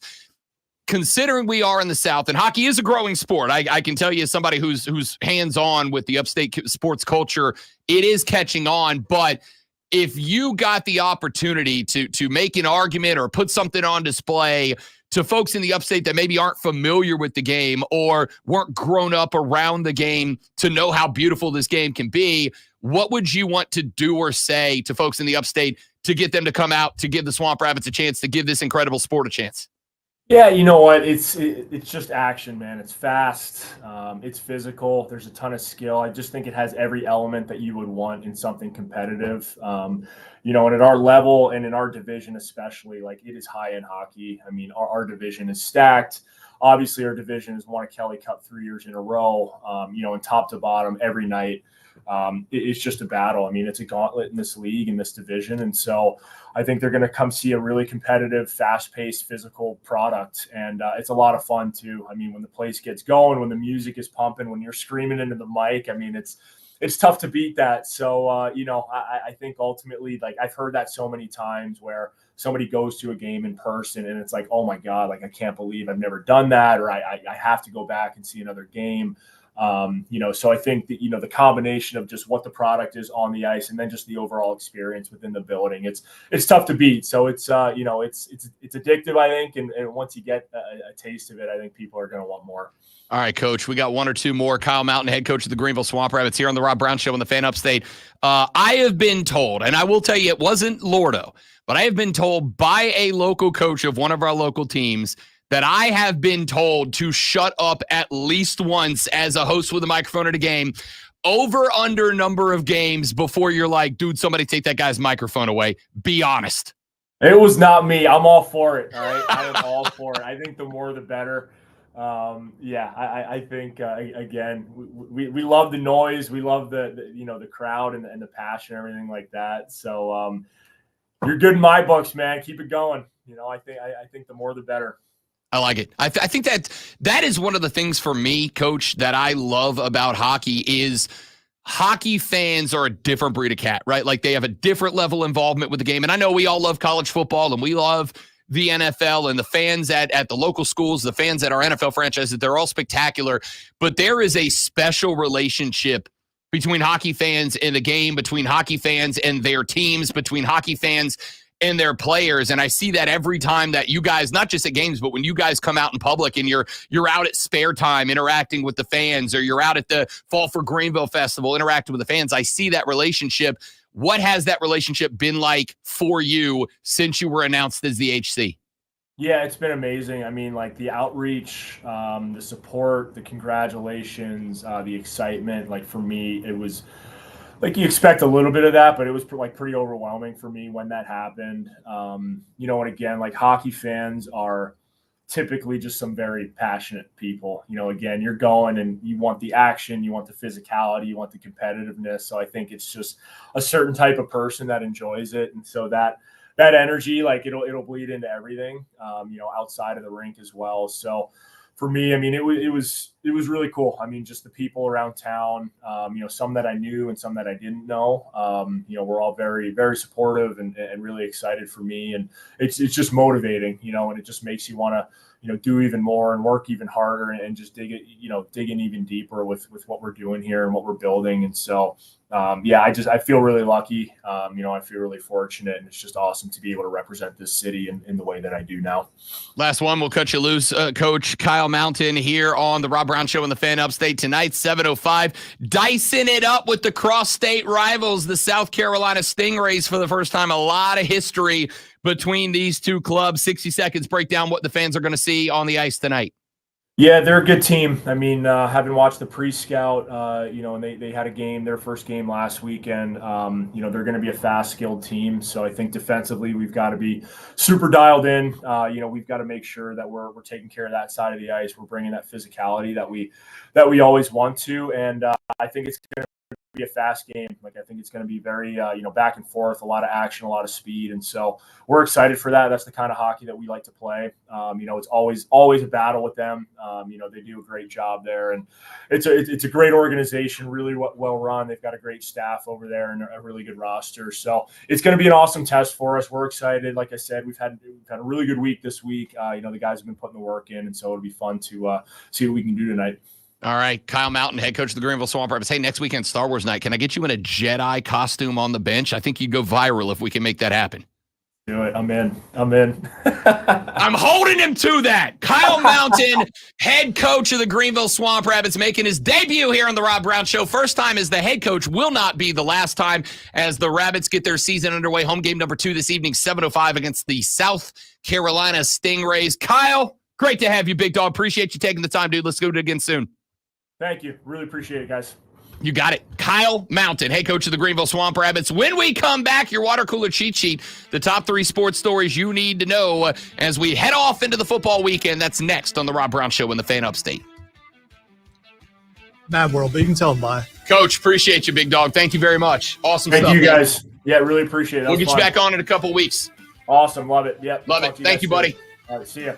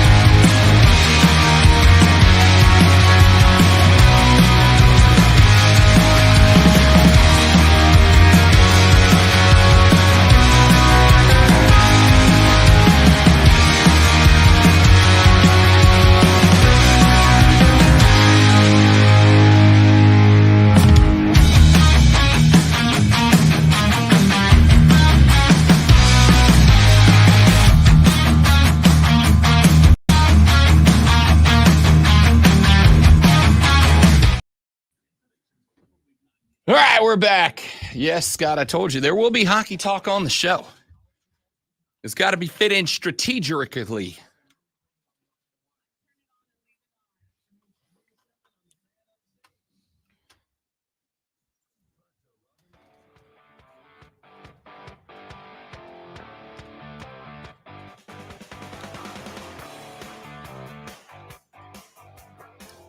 It's the Rob Brown Show. Thanks again to head coach of the Greenville Swamp Rabbits, Kyle Mountain, for joining us here on the show. I enjoyed that. That's a dude you can have a talk with. I have interviewed a lot of local head coaches through my years, and there are some that they can't really like turn the toggle switch between head coach and dude. Right? Like I don't know about you. I want to talk to the dude as well as the head coach, right? Like I want to talk roster build and philosophy and style of play. I also want to know what the hype up jams are in the locker room. What's the favorite post-game meal you're knocking back, right? Like how do you talk to a player to get him out of a funk or into a rhythm? I appreciate Kyle being willing to flip that toggle switch back and forth from head coach in a suit and tie to dude in a QZ. Wait do you hear some of the questions I have for Kane later? Is that what? That's been we're like a locked? Yeah. Yeah. I'm pretty excited about that. After the show today, the great one will be leading us through an interview with the mayor, with the big red machine, Kane. And you better believe we're running that on the show next week for sure. No, we're not. We're not. I mean, are you making that a Saturday exclusive? Well, no. I mean, I think any audio I have, you can have at any time. Just like I'll take any audio from this show, and you can't stop me. What the hell? Yeah, exactly. Because it's very date specific, I think we could probably pull questions, but it'll take some editing. Yeah, we'll figure it out. Okay, we'll figure it out. All right, we'll talk to the Big Red Machine. We'll have that interview for you next week, or maybe we make it an online exclusive. Or you can tune into the Upstate Pulse tomorrow night. Well, yeah, at 7:00, and it will be on in probably the second segment of the show tomorrow. Yeah, do that one instead. That's the right way. I'm not even playing. I know I'm not playing it on the show next week. You want to listen to Kane? You listen on Saturday night, or I will play it next week. I don't know. We'll see. So we're going to see how well it goes, and then go from there. But it's going to go well. We're going to have a lot of fun. Of course, it's going to go well. You put an icon, a legend, in the room with Lonzo, you're getting gold. That's just how it's going to go. Unfortunately, sometimes the ability to get interviews for date-specific things happen outside of this show. Yeah, so it is what it is. It's our first time having this problem, but it's not really a problem because there's a Saturday show that it can be played on. And the event is this Sunday, which is South Carolina Comic-Con Junior. You ain't got anything to go, come to the convention center and have some fun nerding out with me. Top 10 all-time walkout music, right? The OG Big Red Machine music. Top 10 all-time walkout. I will still bang that. Oh, without a doubt. Yeah. I'm looking forward to asking some pyro questions. All right, we are going to have to sprint through this, but ladies and gentlemen, as we had Kyle Mountain, we had to push this back a segment. Absolutely #worth it, but we got to do this now. Are you ready for the playbook of the peculiar, the almanac of the absurd, and the encyclopedia of the extraordinary? Well, you better be, because we're diving headfirst into the 3 top stories that will have your coworkers saying their first bathroom break. No. Here we go. Welcome to the water cooler cheat sheet on the Fan Upstate. And of course, the other brother of destruction, which we're absolutely talking about. Oh, for sure. Yeah. Without a doubt. One of the greatest how tag can you teams of not all talk? time. It's one of those things where you talk to one guy, you got to talk about the other guy. Got to talk about I'm sure he knows about that. Yeah, for sure. It's Water Cooler Cheat Sheet, top 3 sports stories you need to know. A very accelerated and abbreviated version of the cheat sheet. So let's dive right in with item number 1. Slight betting favorites in game one. Slight betting favorites for the World Series. The LA Dodgers will host the New York Yankees in game number one of the World Series this evening. 8:08 first pitch. Garrett Cole being sent out by the visitors. He'll be countered on the bump by the home team's Jack Flaherty. Now, why is this interesting aside from the fact that you got two aces who have been very, very good this season? Jack Flaherty has not been great in this post-season so far.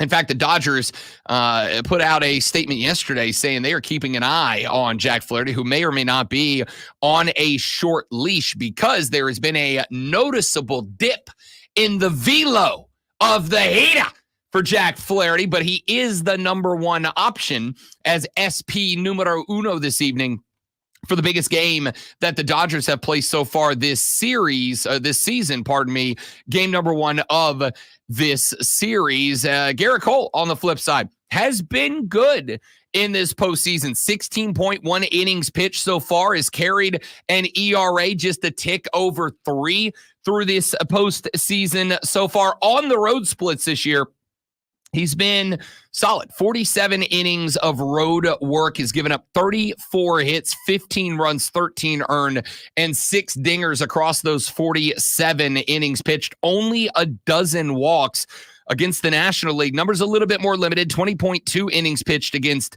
National League teams. Gave up 24 hits, however, 17 runs, 15 earned, 9 dingers against NL teams, 8 walks. And obviously keep in mind that when a guy like Garrett Cole is up against NL teams, these are teams that he may not be uber familiar with. Well, guess what? And this is shocking. I've done the research. The LA Dodgers are indeed a National League team. I have a quick question. Is the hate still out there for the Yankees? The hate will never go away for the New York Yankees. Why? Because from what I understand, the hate was always they buy championships because of the players they bring in. Everyone buys players now. There is no team that is more guilty of that this year than the LA Dodgers. The Dodgers are effectively a collected all-star team this year. As a matter of fact, and Deck and I talked about this earlier, I may in the last hour re-rack that interview we did with Cody Decker previewing the World Series this evening and into the weekend. The Dodgers and the Yankees. This World Series is interesting, though, because I don't think there are two more disliked teams in Major League Baseball than the Dodgers and Yankees. So this is a transfer portal team. No, because it's not like they did anything that's outside of the norm for baseball. It's just that these are markets 1 and 2. The largest television market and highest revenue sports market in America is New York City. And number 2 in a not distant second place is Los Angeles, California.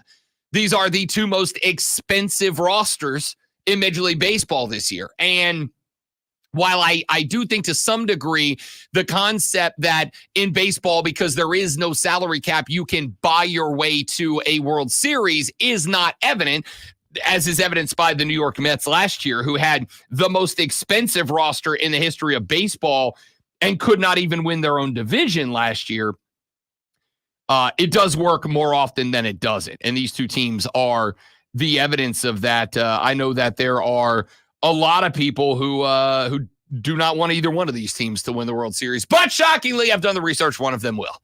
And game 1 will set the tone. That one tonight, again, 8:08 first pitch. Garrett Cole on the bump for the away team, the New York Yankees. Jack Flaherty on the hill for the home team, the LA Dodgers. And we will be following that. I think probably 9 o'clock. I may very well rerun that interview we did with former Major League Baseball player Cody Decker because he had some, I think, interesting insight on this World Series. Let's jump to item number 2 very quickly. 30-20, your final score in a game that made Al Michaels say on nationally broadcasted television last night, the Rams hand the Vikings their second loss consecutively, their second loss on the season. LA moves to 3-4. The Vikings fall to 5-2, but it wasn't without its controversy yesterday evening, as late in the game, Sam Darnold has the Vikings with the football down 8 and a chance to drive the length of the field to get the 2-point conversion and tie the football game. An obvious, clear face mask in the end zone goes uncalled by the head official who was not but about 8 feet away. It was glaringly obvious to me from the other side of a room on a 32-inch television when I was not wearing my prescription glasses. To the point that even Al Michaels and Kirk Herbstreit, two men who have bent over backwards to defend poor officials in Thursday night games this year repeatedly, even they said, yep, that's a bad call or a bad no call. Once again, the LA Rams benefit from a bad no call at the end of a football contest. You may or may not have heard it's happened once before. I'm not going to bring it up, NFC Championship game, but it has indeed happened. 30-20 your final. Thank you for the refresher. Was that like 10 years ago or something? It doesn't matter how long ago it was. It is the most egregious crime in the history of sports. All right? It's just, it's still embarrassing. Roger Goodell. Item number 3. On the hardwood last night, a quad box of games that opened up with the reigning, defending, undisputed NBA champions 122-102 win over the Washington Wizards. The Celtics moved to 2-0. The Wiz 0-1 to open the season. The Washington Wizards might be the only team I would say right now. I don't think if I was a fan that I would be a fan. This team's embarrassingly bad. Jordan Poole had 26 for the losing team. Jaylen Brown led all scorers last night with 27, 8, and 4 of a stat line. Luka Doncic was a couple of assists away from his first triple-double of the season. 28 points, 10 boards, and 8 dimes as the Mavs knock off Victor Wembanyama and the Spurs. 120-109 your final in a Texas Bowl. 102-87, the Oklahoma City Thunder down the Denver Nuggets, who did not look good in their 2024 debut. Nikola Jokic did record the triple-double, 16, 12, and 13, but it was Chet Holmgren who led all scores with 25, 14, and 4 blocks on the night as Oklahoma City starts their campaign with an impressive win over Denver. And we wrapped it up last night with the only game that really was competitive throughout the evening, the Minnesota Timberwolves, a 117-115 win over the Sacramento Kings. Julius Randle made his presence known for the first time this season. The former New York Knickerbocker dropped 33 on the heads of the Sacramento Kings. He was MIA in game number 1. I told people, hey, relax. Gonna take him a minute. It's first game of the new team. You gotta let my man find his rhythm, find his routine. And he did. 33 on the heads of the Sacramento Kings as the T-Wolves knock off the Kings 117-115. There's your water cooler cheat sheet, top 3 sports stories that you need to know. We got to take a break when we come back here in just a minute from right now. We can talk some World Series. We can start talking a little college football from the weekend. All that and more coming up as the Rob Brown Show carries on. It's the Fan Upstate.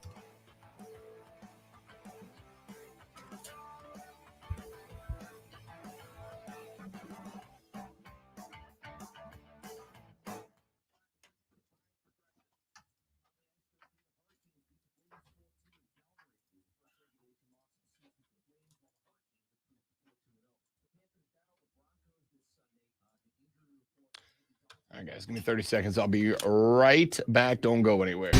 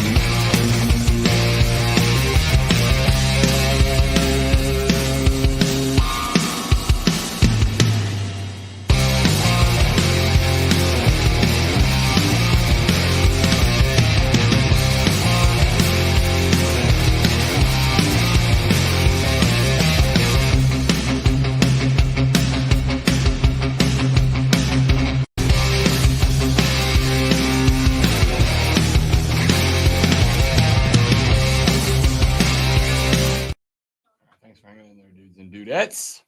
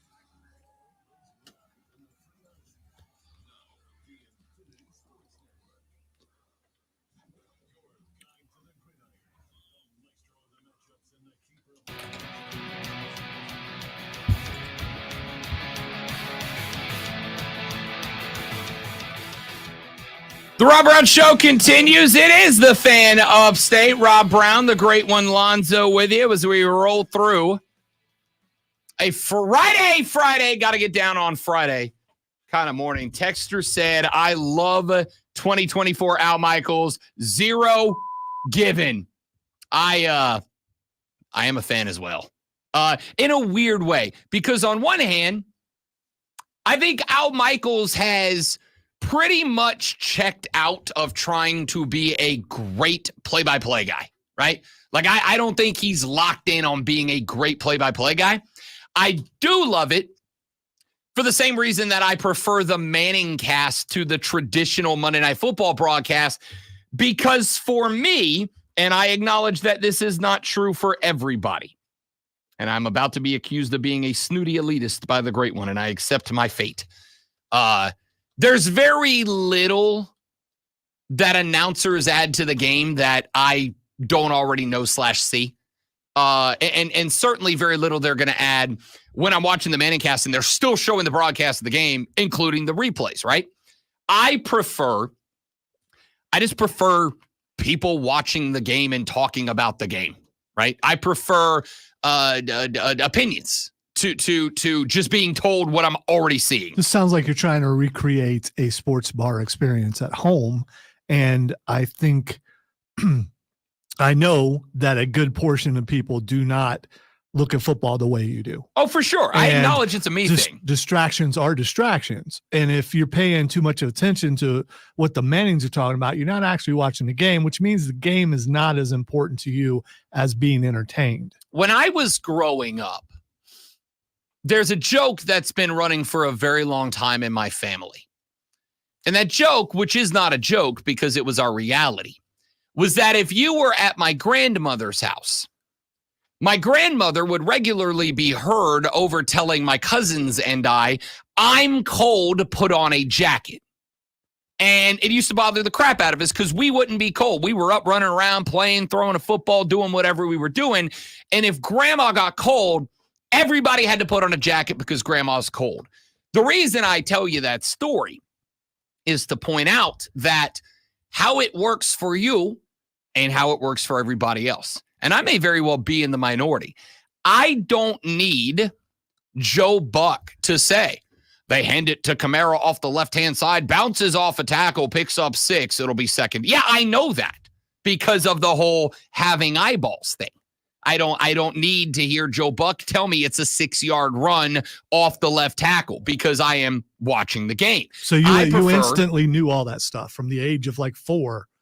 Boom. Well, I'm not 4. Well, I am, for the record, not advocating, we shouldn't have Monday Night Football standard broadcast. Not at all. I'm just saying my subjective opinion is I would rather hear dudes with good football brains tell me why versus what. In the list of journalistic W's, the old who, what, where, why, when, right? Whenever you write an article, within the first paragraph, you should answer who, what, where, why, and when. And then you can get into the details. I don't need Joe Buck to tell me the who or the what, because I can watch the game. Now, yeah, my little nephew who's 6 and is just learning football, it's good for him to have Joe Buck saying, it's a sprint off the left-hand side. Here's Kamara, bounces off of a tackle, grabs 6 yards. It'll be second down for the Saints. Great. But for me, who knows that already? That's unrealistic. Kamara isn't playing, right? Yeah, he just signed his extension I thought yesterday. He broke his hand. Maybe I think you are telling me something I am I very thought I saw of. that yesterday. I mean, it could have been an old story. It must have been because he signed his extension yesterday. He is limited in practice. Maybe, but I also assume that's because Kamara is closer to my age than he was his rookie year. No, you're right. He does have a broken hand, but he has played through it the last couple of weeks. He'll have to have Friday's practice to get back to full participation, otherwise risk heading to the weekend with a designation for Sunday's contest at the Chargers, assuming he's able to suit up per usual. Kamara should be good for his usual 20.7 touches per game on the season. That according to RotoWire. So, yay. Do you aim for the hand? I mean, You try to punch that ball out? there's a dude. I don't know which hand it is, though. I mean, is it his? I mean, you always try to punch the ball out. I know, but if he's right-handed and it's right-handed, you're definitely going for it. I mean, I'm punching the ball out every time. Again, hey, young football players out there, listen to Uncle Rob. You punch the ball out, but you do not sacrifice the integrity of the tackle to do it. You punch the ball out if the extension to that punch is going to result in a position where if you miss the punch or if the punch doesn't work, your hand is around the player for the tackle. Do not punch when you are trying to chase down, punch forward, because if you miss or the ball isn't dropped, now you're just a dude running with his hand in the air. You can't tackle like that. All right, this is importante. Wow. That's the kind of wonderful content I would get from a play-by-play guy. No, it's not. That's the kind of content you would get from a football guy talking football. Al Michael. Now, here's why I also say, if I am watching a standard broadcast of a game, I dramatically prefer a great color guy to a great play-by-play guy. This is why I was frustrated in, for instance, Tony Romo's first year, right? Because the guys would come up to the line and Romo would say, all right, they're lined up in a cover 2 shell. And if I was the offense, I would run this. And if that's the case, I want you to watch these 2 wide receivers watch the tandem double move routes they run on the outside. And what they're going to try to do is get the safety to bite up so that the X wide receiver can get over the top. And then that would happen. And then we got the news that the folks at NBC or CBS, whoever he was working for, I think CBS, the folks at CBS sent him a memo that was like, tone it down. We don't want you telling people what's going to happen before it happens because that takes the anticipation out of it. And I disagreed vehemently. I liked when I had an NFL quarterback that understands the game telling me, here's what you need to see. I really prefer a great color guy for the same reason I prefer the Manning cast, because when Peyton Manning is saying, here's the play, here's why it did or did not work, here's what the defense did well to counter the offense, yada, yada, yada, that does a lot more for me than having a play-by-play guy go, bounces off the tackle for 6 yards. Yeah, again, I know. But why was he only able to get 6? I don't know that it matters anymore, but I wonder what the ratings are for the Manning cast versus the regular broadcast. That's a really good question. I would be interested too. And I will tell you the regular broadcast likely beats the Manning cast. And I'll go one step further. I like the Manning cast a lot. I actually dislike I dislike when they have guests on, right? Like I would rather 3.5 hours of just Peyton and Eli talking football, both because they know the game and they break it down in a way that even knowers of ball are going to pick up a thing or two from Hall of Famer Peyton Manning and maybe Hall of Famer Eli Manning. He's got 2 Super Bowls. He'll be in the Hall. I think you're right. We'll see, but I think you're right. I can learn more from them than I can from Joe Buck, respectfully to Joe Buck. His job isn't to educate me. His job is to just tell me what happened. Then they, and I don't even fully dislike it, but like they can bring on Bill Belichick and Belly adds stuff to the program. Like he gives another perspective of a guy who knows ball. They bring on Paul Rudd. Paul Rudd is just entertaining as hell. Paul Rudd's fun. But it's not like he adds anything to the game, right? Like he's just a fan talking about the game. That's fine. The only time I have issues are when they bring on guests who don't add anything to the game and they're boring, right? When they bring on somebody that's like, yeah, I'm a big Eagles fan. Thanks for having me, Manning brothers. It's wonderful to be here. Yeah, I remember when I was a kid, I was a big Eagles fan. I wore green all the time. What are we doing here? That ain't it. But Paul Rudd has been fantastic when he's been on. Kevin Hart has been fantastic when they've had him on. Feel how you want to feel. They had Barack Obama on last year. He was wildly entertaining. Like they have had some guests that you're like, damn, this is really cool. I feel like I'm kind of getting to know this guy. And there are people that are enhancing the game versus traditional play-by-play. Now, again, I acknowledge that I am likely in the minority here. Likely in the minority. I think more people want to be told what is happening than why it is happening. But to me, and I'm this way in just about everything in my life, I always want to know why and how. I don't care what, I care about why and how. The internet guy came to my house the other day, last week, to fix my internet. We got fiber at the house, right? Which the signals run through fiber optic cable. And I went outside. My boy Brandon showed up, hooked me up. Appreciate you, big dog. I went outside and I was just asking. I was peppering him with questions. Talking to me about, did you know fiber optic cables? What's inside a fiber optic cable? I thought when they say cable, it's actually the cable. It's glass that makes fiber optic cable work. I always thought it was like crystallized glass. It's not. It's literally one long stretched out thing of glass. It's incredible how this stuff works. And the signal you get to your house is light. It's literally light. It travels at the speed of light. I was beyond blown away by this. I want to know the why, not the what. I want to know the how, not the what. And that to me is why I prefer to one Hall of Fame and one probably Hall of Fame quarterback giving me perspective. And it doesn't hurt that they're two brothers who openly and consistently talk to each other the whole time. That's fun. I think that's a lot of the attraction for you. It probably is. They talk to each other the way me and my little brother talk to each other.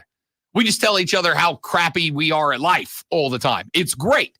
And then you get goofy stuff. Like, I don't know if you saw it last week. Peyton had Eli stand up and run through a quarterback drill, right? With the pads on the ground, back, forth. I'm going to tell you which way to go. And then when I say throw the ball, I need you to deliver quick. Did that, except Eli kicked one of the pads and Peyton got on him about it. And then when Eli was done and he kind of fell down, Eli's dog ran into the scene. It was just causing havoc with the pads. And I'm like, this is fun. And by the way, the game's still on TV. They're still showing you the game, but you get all this. And Eli's saying this is how an NFL quarterback would prepare for that type of play with this particular drill. I thought it was phenomenal. So how many plays do we miss when we're watching the dog frolicking? None. The game's on the TV. They don't take the game off the TV. Okay, but right? you're looking at that and you're not looking at the game. No, this is the thing. You're cold, I'm not putting on a jacket. I am capable of paying attention to multiple things on a TV screen. That is why the YouTube TV quad box is my favorite thing in the world right now. I got 4 games going. I can tell you what's happening in any given one. By the way, just because you can multitask doesn't mean that a majority of people can. I agree. That's why I said I'm probably in the minority of people who prefer that. Outside of radio, I'm surrounded by people who can't do 2 things at once. I agree entirely. This is why the Manning cast is probably better for me than, say, my mom, who's going to be dialed into the game to be able to tell you what's happening. I can flip my eyeballs over to the game, see the play, understand what happened while paying attention to what they're doing. I prefer the why and the when, not just the what. And I acknowledge I'm in the minority there. But that's also why I appreciate a good color guy, and that's why I will give him all the credit in the world. Kirk Herbstreit has been the correct addition with Al Michaels on this broadcast because Al doesn't care anymore about being a great play-by-play guy. He's just a dude who's enjoying his job and his life, and Herbstreit's there to tell you what's going on, and I appreciate it. Or phoning it in and getting a paycheck. It's depending on how you don't think Al Michaels having a great time? I think he's having a ball. I think he's really old, and he enjoys the money, and he might be imbibing the entire time. No. There are times near the end of broadcasts, it's like, okay, those words are slurring. I don't think that's age. I don't think Al Michaels is getting tanked in the booth. I think he's just an 80-year-old guy who's living his best life, getting paid $1 gazillion to go to NFL games. Just because you don't think it doesn't mean it's not Just happening. because you do think it doesn't mean it is. I don't know why you're getting offended. Because I mean, you said he doesn't care. An old man who doesn't care, he's just in there just knocking a few back and How would you feel football. if somebody said that about you? About what? If somebody was like, Lonzo slurred a word this morning, I think he was imbibing on the job. You'd be furious. People have said that about me. You'd be furious. I don't understand your defense of this. I mean, I wasn't being critical. I'm just saying that that's what he sounds like. I don't think so. I think he sounds like a guy who's making $1 gazillion, having a ball and getting away with saying What the hell? on TV, just like I did, because allowing games to be officiated by the human element is the dumbest thing in sports. Now, the best thing in sports, Lonzo Sports Flash. Not a reviewable penalty, by the way. Should be. Okay. Needs to be. Probably never. In the NBA, the Boston Celtics became the first team to reach 2-0 with a 122-102 win over the Wizards. Mavericks knocked off the Spurs 120-109. Thunder struck the Nuggets 102-87, and Timberwolves dethroned the Kings 117-115. World Series begins tonight, 8 p.m. in Los Angeles as the Dodgers host the Yankees in Game 1. The Dodgers are betting favorites in both Game 1 and the series. Dodgers pitcher Jack Flaherty will get the start against Yankees ace Garrett Cole. Game 2 of the series is tomorrow night.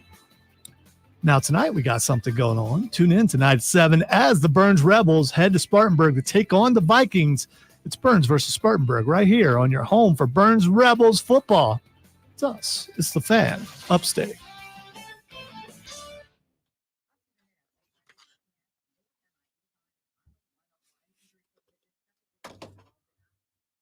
Wow, girls, sound like you fell against the microphone.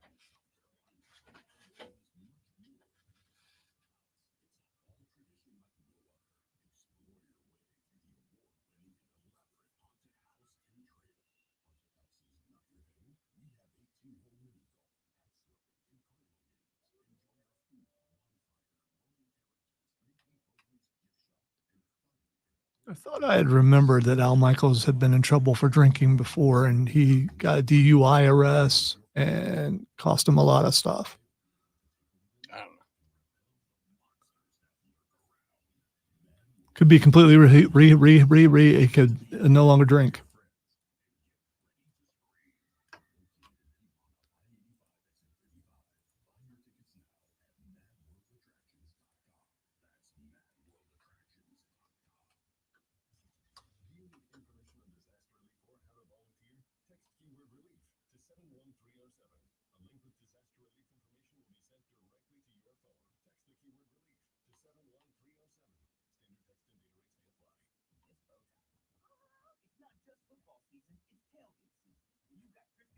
And there's his mugshot. I mean, if you look at, it's not as bad as like a Nick Nolte mugshot. God, Nick Nolte's mugshot is legendary. Because I don't think Al Michaels' hair can be disheveled.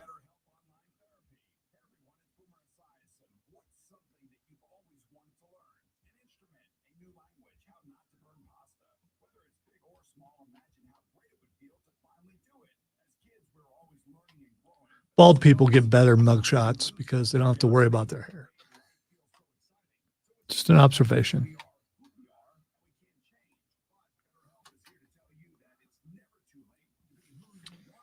All right, here's my absolute nerdiest thing. There is a TikTok account where this guy heats up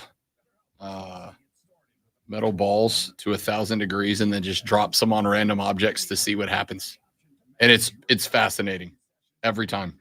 He doesn't drop them on people, does he? No. Okay, he's done playing cards. He does like the other day he did a jar of mayonnaise and it produced the funniest sound I've ever heard in my life because I'm 12. Is there ever any instant fire when that was? Okay. He did one on a book the other day, and the book like immediately like combusted like a drummer in Spinal Tap. Cool. New life next break. 10-4.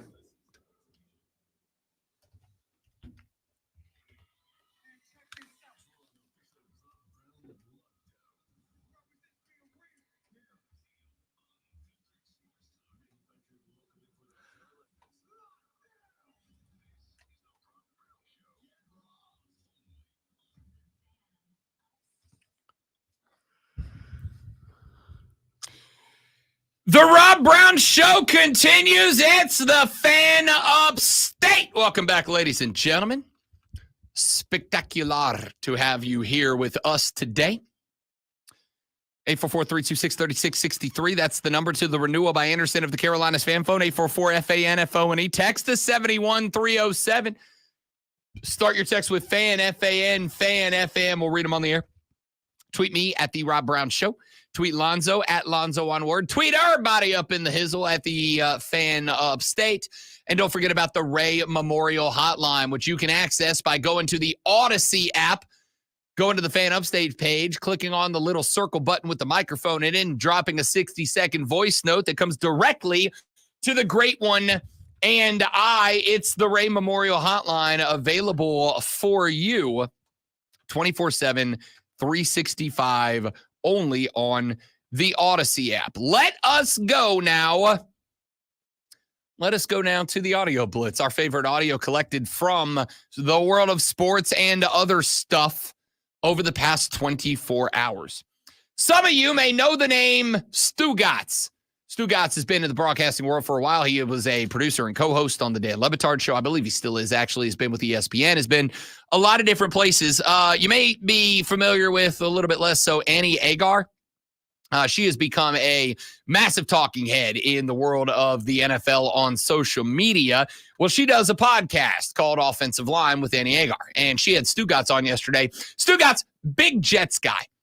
Well, things aren't going great for the New York Jets and their booger-eating quarterback, Aaron Rodgers. Stugotz, Annie Agar tried to help Stugotz with a little therapy session. She said, Stugotz, I want you to calm down. I want you to relax. Let's talk a little bit about being a Jets fan and see if we can come up with some coping mechanisms. This is a tough moment for the Jets, okay? And I do feel for the fans. So, Stugotz, today, we are going to do my Aaron Rodgers support group. What emotion do you feel when you think of Aaron Rodgers? Anger. Yes. Okay, that's good. Anger is good. Where does that come from? Comes from 40 years of being a miserable fan of a miserable organization that plays in a miserable stadium in a miserable state. Where do you feel this anger resonate in your body? Everywhere. There's not an inch of my body that doesn't feel this anger and frustration towards Aaron Rodgers and the Jets. What strategies would you give someone to cope with this pain of seeing Aaron Rodgers play every Sunday? Marijuana. Gummies. Lots of them. Okay, support group over. It's legal, Eddie. Phenomenal. Well done, Stugotz. Well done, Stugotz. It's not legal everywhere. It's not legal everywhere, but it's legal in New York, I believe. And listen, I'm not saying how to or how not to live your life. I am simply saying I felt that as a career New Orleans Saints fan. I felt that. You guys know that we are big fans of Indiana Hoosier coach Curt Cignetti. Yeah, it's pretty simple. I win. Google me. What a bar. By the way, you're right. It is legal in New York. Yeah. I'm not saying I work with somebody in New York who is aware of that fact. I just do. Wow. Hey, man, live your life. It ain't your job to tell other people what to do and not to do. Bro. What to ingest and not to ingest. Bro. You know who else has jumped on the Curt Cignetti bandwagon? That would be, of course, one Pat McAfee, who decided to put together, and I appreciate this immensely, A Kurt Signetti tribute montage. Yeah, it's pretty simple. I win. Google me. I've never taken a back seat to anybody and don't plan on starting now. Purdue sucks.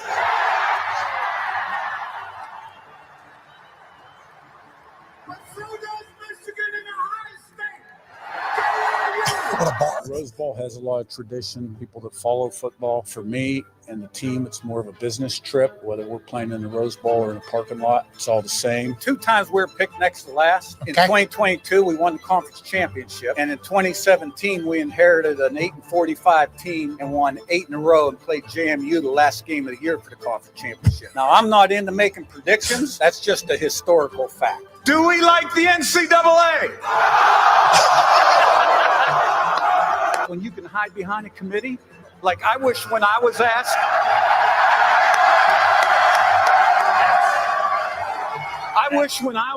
like, why did you punt? I could say my subcommittee recommended I punt. Congratulations, Coach. No. We're only halfway through the race, bro. And I like to get to the hotel as late as possible. I don't like spending a lot of time in a hotel, and get there, feed them, maybe have a quick meeting in the evening and get up and play. My weight guy and my director of football ops, they've got all these designs. Go up Thursday, this is what you got to do. No.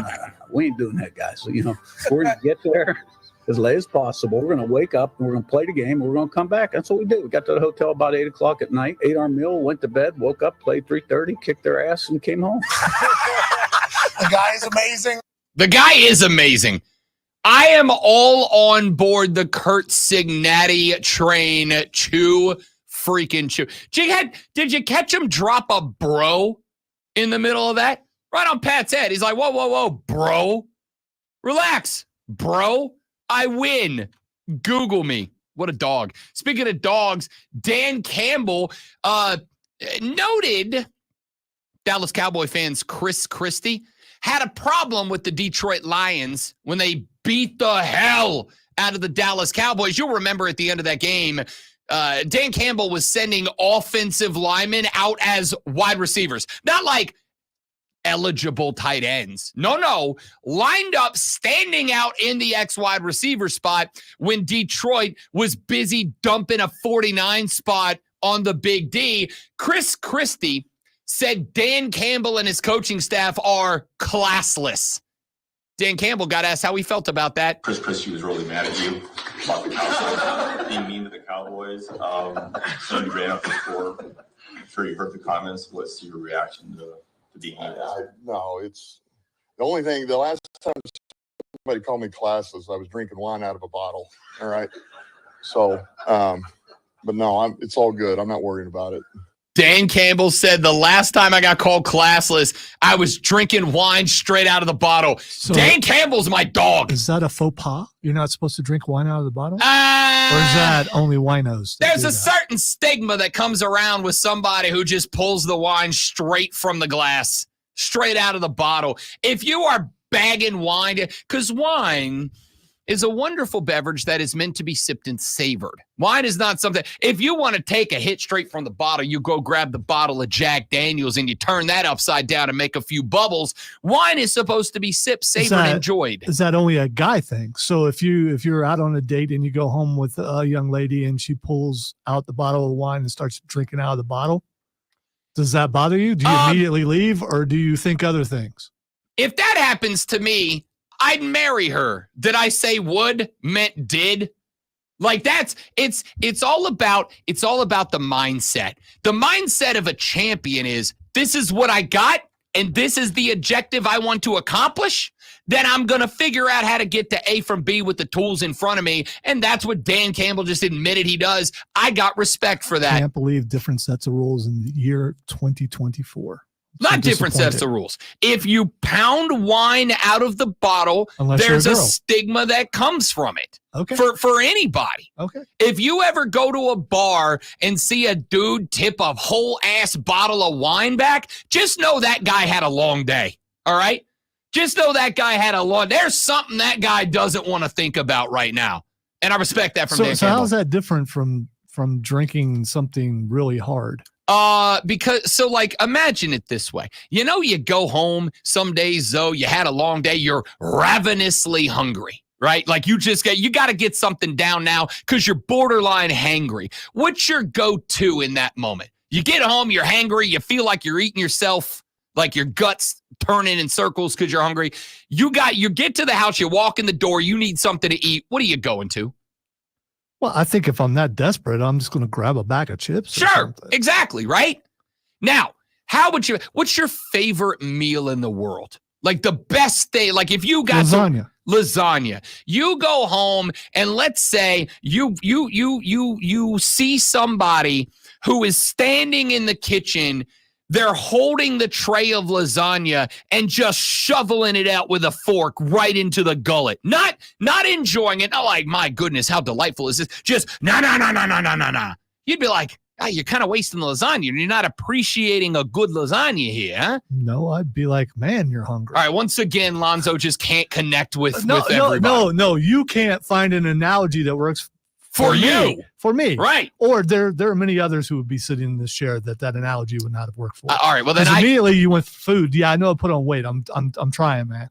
Okay. So you had to go from there to that, and it hurt. It hurt deeply. How is it you make everything me making you the victim here? I didn't say anything about it. I said you never appreciate used the lasagna. kettle pot analogy, but it definitely applies here. You said lasagna is your favorite meal. Are you telling me when you have a good plate of lasagna, you don't sit there and take yourself good, comfortable bite so you can enjoy every bite of it? Believe it or not, to look at me now, you wouldn't understand this, but portion control is very important. I didn't say portion control. I said savoring it bite by bite. That's what I'm saying. Wine is meant to be sipped and enjoyed. But if I'm desperately hungry, I'm not going to savor it bite by bite. I'm going to eat so I don't pass out. All right, well, I can't come up with a metaphor. You're right. Inside the NBA on TNT is so back, baby. Yes, 12:29. Oh, we out of here by 1. 12:29 it is. We walking out of here 1 o'clock. And if you don't walk with me, I got you, brother. Okay, there. I got 1 o'clock. What are they gonna do? What are they gonna do? Fire us? There you go. You get close to closer and closer. You get closer and closer to that door. You're gonna just unwittingly just cross that line.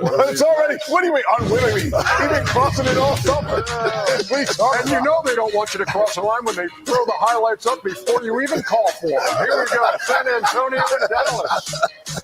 Chuck said, I'm out of here in 30 minutes come hell or high water. What are they going to do, fire me? As you all know, this is the last season of Inside the NBA on TNT, as TNT did not get the NBA rights renewal they were hoping for. It's moving to a different network. Now there are discussions about the possibility of Inside the NBA on TNT being picked up elsewhere, or TNT still running the show even though they won't have NBA games on the network. I hope somebody picks it up. It's the best studio show in sports. But Chuck said, I'm out of here in 30 minutes, hell or high water. What are they going to do, fire me? And the rest of the boys are like, yeah, that's fair. That's fair. So early on in my career here at this building, there have been a couple of times where people knew it was their last show, and I had to be on alert. And so in this case, it's their last season. Living life with that finger on the yellow button. Had to shut it down before. It's like, I've just been informed your show is done today.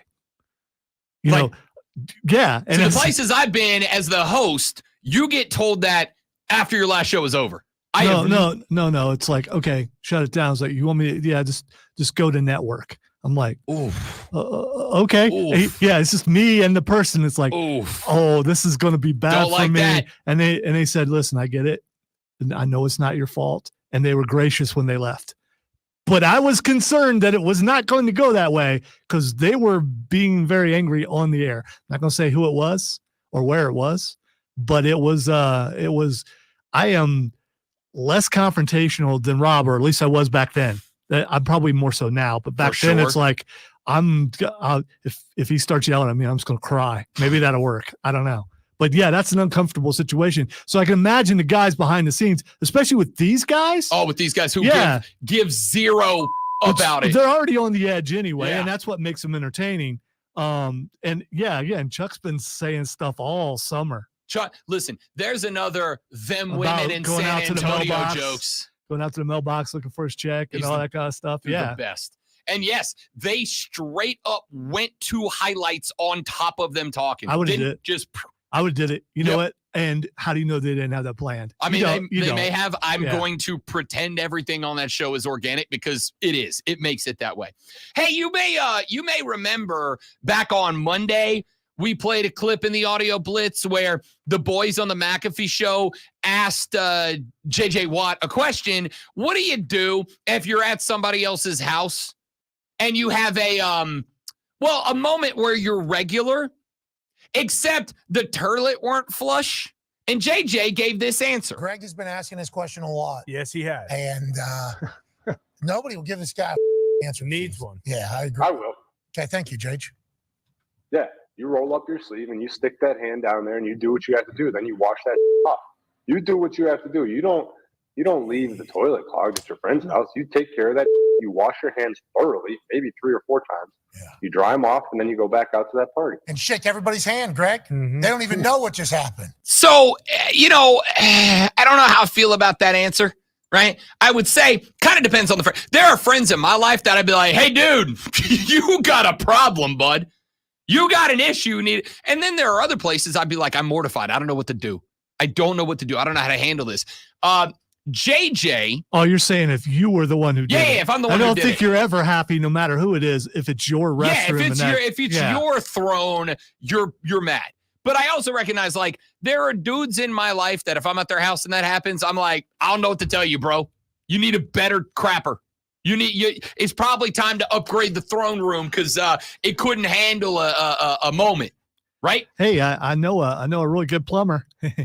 So JJ says, hey, if it's that bad, you gotta stones up. You gotta reach in there. You gotta break that thing up with your hand, and then you wash your hands and go back to life as normal. Well, JJ, shockingly, got a bunch of pushback on Twitter and went to clarify his answer. I think we were all talking about this like it's like your buddy's house and you're just hanging out with your buddy. I was looking at this as, let's say you were dating a girl for the first time and you stopped at her parents' house for the first time ever. That's the situation I'm looking at. I'm looking at this is like DEFCON 1. This is the end of the world. Intimate. You're at her parents' house. You can't just call a DoorDash. You can't just say, hey, something's wrong. What do you do in that scenario? Yeah, that's what Greg meant too. In Jage, the fact that Age said you DoorDash a plunger, it was probably the most 2024 answer that you could give. A very good answer. Good answer. Very good answer. What McAfee was saying there was that A.J. Hawk, former linebacker, suggested, well, if you're in a real tight spot, what you do is you order a DoorDashed plunger and you wait in the bathroom until the DoorDash shows up. You run, you get the plunger, you bring it back to the commode, and you plunge that thing out before you carry on with your day-to-day life. Here's the problem. I'm actually really good with that answer. That's a very outside-of-the-box way to handle that situation. And as a regular, hey, bring this to my house because I don't want to go to the store and put pants on kind of guy, I'm big on the Amazon and the DoorDash delivery. It is 2024. I utilize tech to the best of my ability. The problem I have is that's not what JJ said. He didn't say if you're at a girl's house. He literally said if you're at your friend's house, which means JJ Watt's a guy who thinks the solution to a clogged crapper is to reach in there, grab that log, and break it up yourself manually. Wow. See, the thing is, I didn't hear the entire segment, so he very well could have meant that, or it could have been implied. He said at your friend's house. It could have been implied in the question. Okay. But he said at your friend's house. I don't think there's any circumstance where you reach your hand in there. I completely agree. Yeah, sorry. I would literally I deal with say, the embarrassment, and if it's a date thing, relationship over. Yep. I mean, oh well. If she's okay with it, then you're good. If I'm at the future in-laws house and I wreck it to the point that thing is stuffed up, that's the spot where I go, sir, I need to be a man and own this situation. I apologize to you. You're going to want to leave that door closed until I get back from the store. I got to make a run. Leave that door closed. Don't go in there. It is what it is. Now, to wrap up this. Or do you let the water flow out on the ground and then do Eddie Guerrero and pretend like you're passed out in the water till someone comes and looks for you. No. And they feel so bad. How's that any better than just reaching in there and breaking it up? Because they feel so bad that you're passed out that they don't pay attention to what's in the toilet. I mean, honestly, you're still touching the poop water. You might as well just do what JJ said. You can use the sink to do it. I mean, you know. Now, the most interesting aspect of this conversation, it then denigrated into a conversation about what is the correct style of plunger. And Ty, you said these plungers don't work. Those things stink. These ones? Yeah. No, that's pretty good. It's a heavy duty. This one's got a deep. I don't like that kind. No. Like this one's sucking the actual poop. I don't like that kind either. I like the half circle. Yeah, the half moon. Yeah. So the half circle, which this one began as, I think, and they added the nozzle, if you will. How about the Titanic ones that come back up through the water? Yep. And I think you got to know ahead of time that there's potential trouble on the horizon. Those are really good as long as you don't buy them at like the dollar store, because it will plunge down, but it never, it has to go back to its original form. It just doesn't. It just flips up and stays up. I think what you got to do is, I've said on this show many times, there are a limited number of things that I will actually spend money on. Suits, sunglasses, and shoes. Those are the three things that I will spend money on. I'm going to add another S to that list. Suit, shoes, sunglasses, and remover is going to be the last S on that list. Because if you got to go plunger, you need quality. You need something you can depend on. Spend a couple extra bucks, because this is a situation that no one wants to get their hands dirty. Correct. If you end up in a situation where the plunger breaks or the plunger breaks or like the little thing flips up, now what do you got to touch it anyway. Now you're in JJ Watt territory. There's a way you because toilets have an inside lip. You can flip it back by bringing it up against the inside lip. You're risking making a mess. But then you also know that the thing ain't going to work. Because you have to, when you plunge, you've got to get some. I don't know. Now here's I'm the trying thing. to think of the proper word without you being able to use it. You gotta have some push to it. All right. Here's the thing. Here's the thing that Pat missed. I was going to say stroke, but I knew that was a bad idea. Nah, I would have left. Here's the thing that Pat missed, because the one that he's talking to the beginning is the one that has like the full cylinder and it comes down to a nozzle that goes down in the hole. It looks like a flex pipe thing? Yeah. Okay, all right. And so he goes, oh, this one, it sucks the material. No, it doesn't. What the point of the plunger is it put inside the plunger, when you put it down, it creates a bubble of air inside the little bell. And when you push, it shoots that bubble of air down into the pipe. It's supposed to push everything down through the pipe. Removes the obstruction. Right. I'm telling you right now, the one that he went to first, which is the one that has the big bubble and it comes down to a nozzle, that is plunger primo numero uno. I've never had good luck with those. Oh, I don't know why that is. You're using it wrong. Probably. The reason why that one works is... By the way, there's never, I don't know, maybe your dad taught you, there's never anyone that goes, come here, son, let me show you how to use the plunger. I'm going to say how to back up. Hey, learning experience. Come on in here. I'm going to say this respectfully. If you can't figure out how a plunger operates, how are you getting through your day-to-day? Put the round part over the hole and push. There's some pretty simple people out there, Rob. Oh, man, dude. I'm going to put it this way. If you can't figure out the manual operation of a plunger, you don't get to vote anymore. All right? That should be baseline number one. If you look at a plunger like a caveman would look at a cell phone and can't figure out what the hell this is for, you don't get to vote anymore. That's where I am with this conversation. Hey, when we come back, I got a few more that I want to play, including one from friend of the show, Damian Priest, that got me pretty hyped up. We're going to play that. I got a couple of quotes from the hoodie I want to play, and I'm going to make you all come down the nerd path with me. Something I learned about the sounds of Super Mario that I found really interesting. That's all coming up next on the Rob Brown Show on the Fan Upstate. New life. All right, guys, quick live, and we're coming back. Y'all stay right there.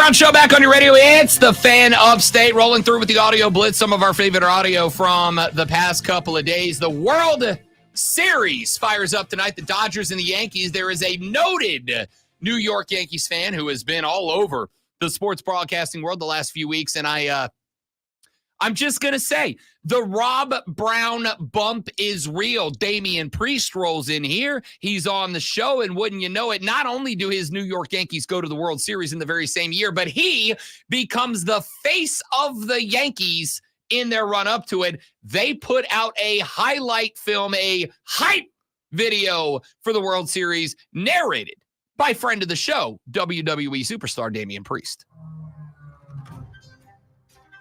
With a battle-tested team full of tenacity, swag,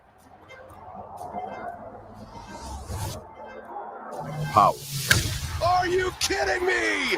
Giancarlo Stanton, made for the moment. All rise. There's the home run for Judge. All right. Here comes the Judge. In a sport that is fueled by the moment.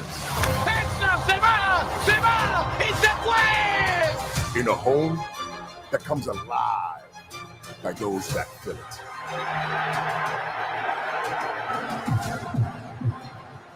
In a world defined by its grit. In a concrete jungle filled with ferocious cats.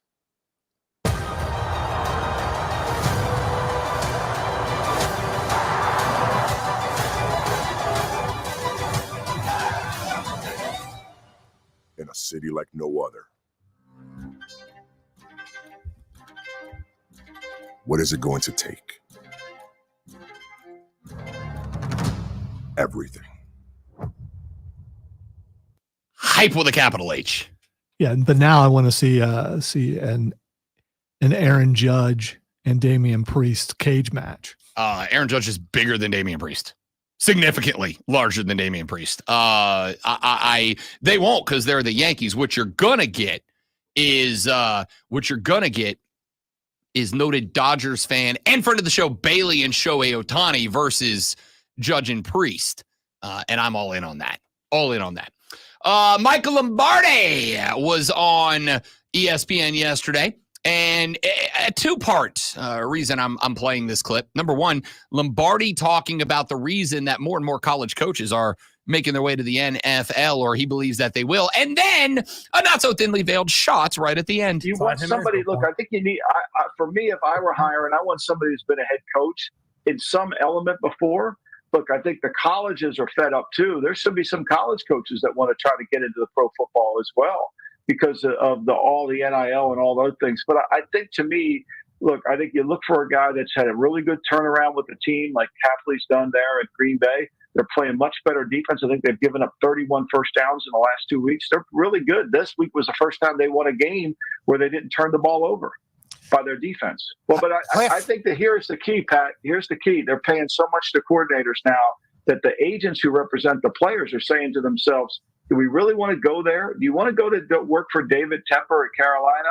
And even though he's going to give you a 6-year contract, or you wait for the right job to open up? And if you're Ben Johnson, I think the answer is you wait for the right job. The reason that that's interesting to me is because offensive coordinator of the Detroit Lions, because yes, ladies and gentlemen, offensive coordinators matter. The reason that a Ben Johnson ain't a head coach yet is because the position. What's the Titans offensive coordinator? That would be Nick Holtz, former OC at the University of Nebraska as well. I'll ask you again in 3 months. That's absolutely fine. I will know in 3 months, unless he doesn't work there anymore because he doesn't utilize weapons like DeAndre Hopkins and Calvin Ridley in his offense, which is why a team like the Kansas City Chiefs were able to get DeAndre Hopkins. You should be glad the offensive coordinator at Tennessee is Nick Holtz, because that's the only reason you got D-Hop. That's a different discussion. Looks good in the number 8, by the way. He chose it because she was at practice yesterday. I'm like, uh-oh. He chose it because of Kobe. I thought you would be happy about that. I was like, uh-oh. All right, now Rob's gonna have to root for the Chiefs. A problem. No, he's not. So this is interesting. Ben Johnson, offensive coordinator for the Lions. Lions are doing hype things right now. The Detroit Lions. And Ben Johnson is a big part of the reason why. My man took Jared Goff off the scrap heap and has him playing Pro Bowl caliber ball. Ben Johnson should be a head coach and will be a head coach soon. Coulda, shoulda, woulda been. You will remember he was in the hunt to be the Carolina Panther head coach, and Lombardi, I think, is insinuating there. He didn't take that job not because he doesn't want to be a head coach, but because he doesn't want to go work for David Tepper and the Carolina Panthers right now. Never a good thing when your team is repeatedly used as the illustration of how things should not be operating. Yikes.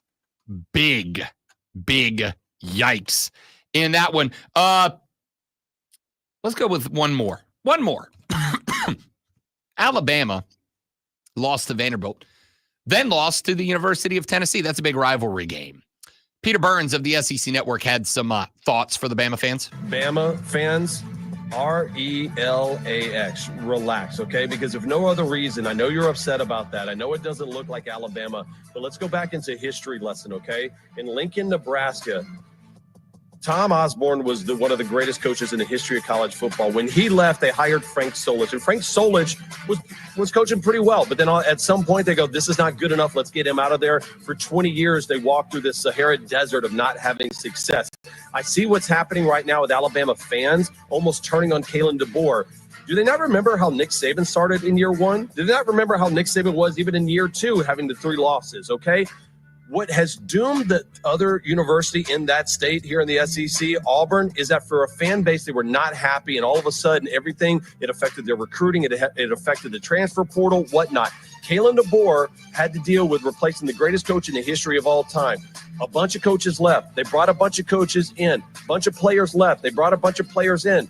Relax. Don't go full Auburn, because it took them about a decade to get kind of right, and I don't think they're still right now.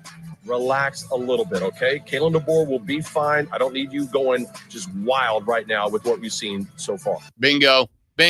Exactly what Rob Brown said at the beginning of this week. People very quickly forget the last coach at Alabama also struggled a lot in his first 2 years. That coach, Nick Saban. Could you imagine after year 2 if the University of Alabama would have said, hey, Nick Saban, you lost 3 games. That ain't good enough. You got to go. Did Nick Saban follow a Nick Saban-like coach? No, he did not. He did not. But doesn't following a Nick Saban coach make it even more important to have some patience and give the next guy some room to operate? You've got to change everything about the GOAT to be your thing. You can't be Nick Saban. If anybody else could be Nick Saban, there'd be more Nick Sabans. They ain't. They's been one. You got to give the time some RELAX. Frankie says relax, Bama fans. All right? Quick break. We'll come back, wrap up hour number 3 on the Rob Brown Show in the Fan Upstate.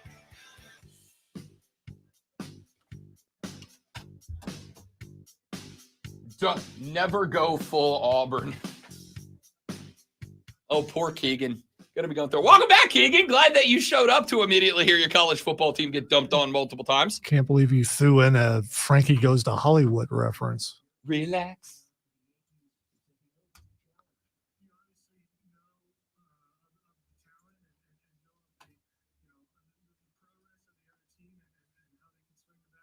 By the way, if you guys have any questions you want us to ask Kane, just, send them this way. 10:30, correct? Yes.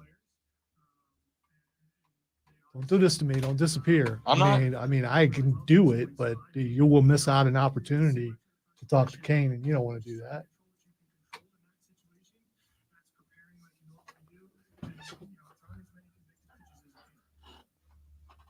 You're the only person in the building that I would want to do a wrestling interview with.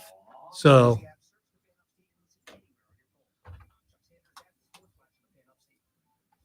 except I do wonder how Mark would handle them. I think he exclusively stays with early Kane questions. And I'm not talking about Detroit Mark. He would tell you he has no interest in doing it. Even though did quite a few wrestling interviews on that program. Keegan said ask him political questions only. I'm going to refrain from that for reasons. For one thing, it's going to be on the pulse, and we don't talk politics on the pulse. I may have one question, and it will be about furniture. That will be it. One non-wrestling question? No, if in the political realm, it would be, did you have to replace all the furniture in the mayor's office? Because typical mayors are probably like 5'6", and I mean, it's like little people furniture in there. I'm not going to ask it despite I want to, but I really want to ask him about the number of parody canes in independent wrestling, like Blue Cane and Gain, who is Kane, who dresses just like Kane, but dances to Dancing Queen and ABBA and stuff when he comes out of the ring. I have never heard of those, but I think he would laugh about it. I almost want to ask about Gain. You have to. Come on, now you brought it up. I've never heard of this before. It's absolutely hilarious. It's Kane, but he dances to Dancing Queen, and he's very flamboyant with all of his finishes and stuff. From what I can tell, Kane looks like he's got Glenn Jacobs seems like he has a very good sense of humor. He'll hit a choke slam, and after the choke slam, he'll be like, it's freaking hilarious. Well, it's like him and Fandango mixed together. Kinda, but it's like a flamboyantly gay wrestling character dressed as Kane. It's freaking hysterical.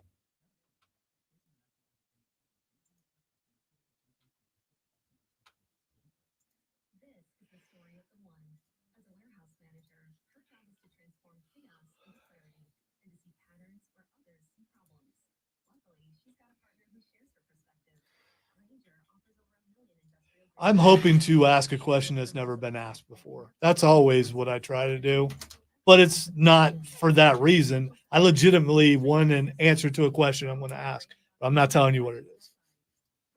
You should, so I don't steal it. You won't.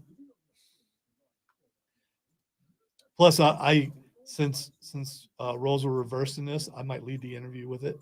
Okay. And then you can have the rest of the interview. I'll just sit back and watch. We're going to do it in here, right? Yeah. Okay. Having the time of your life. Ooh, see that girl.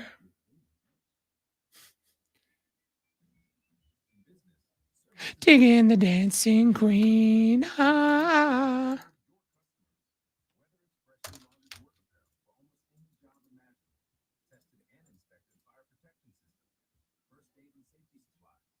That went over well, Keegan. Don't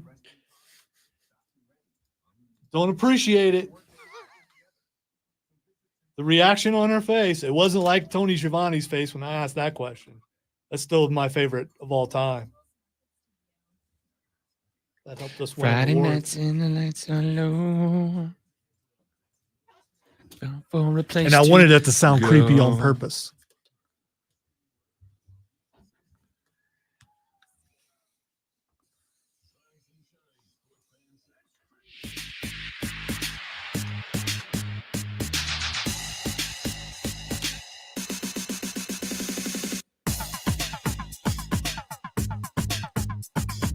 The Rob Brown Show continues. It is the Fan Upstate. Rob, the great one, Lonzo, with you here on the show.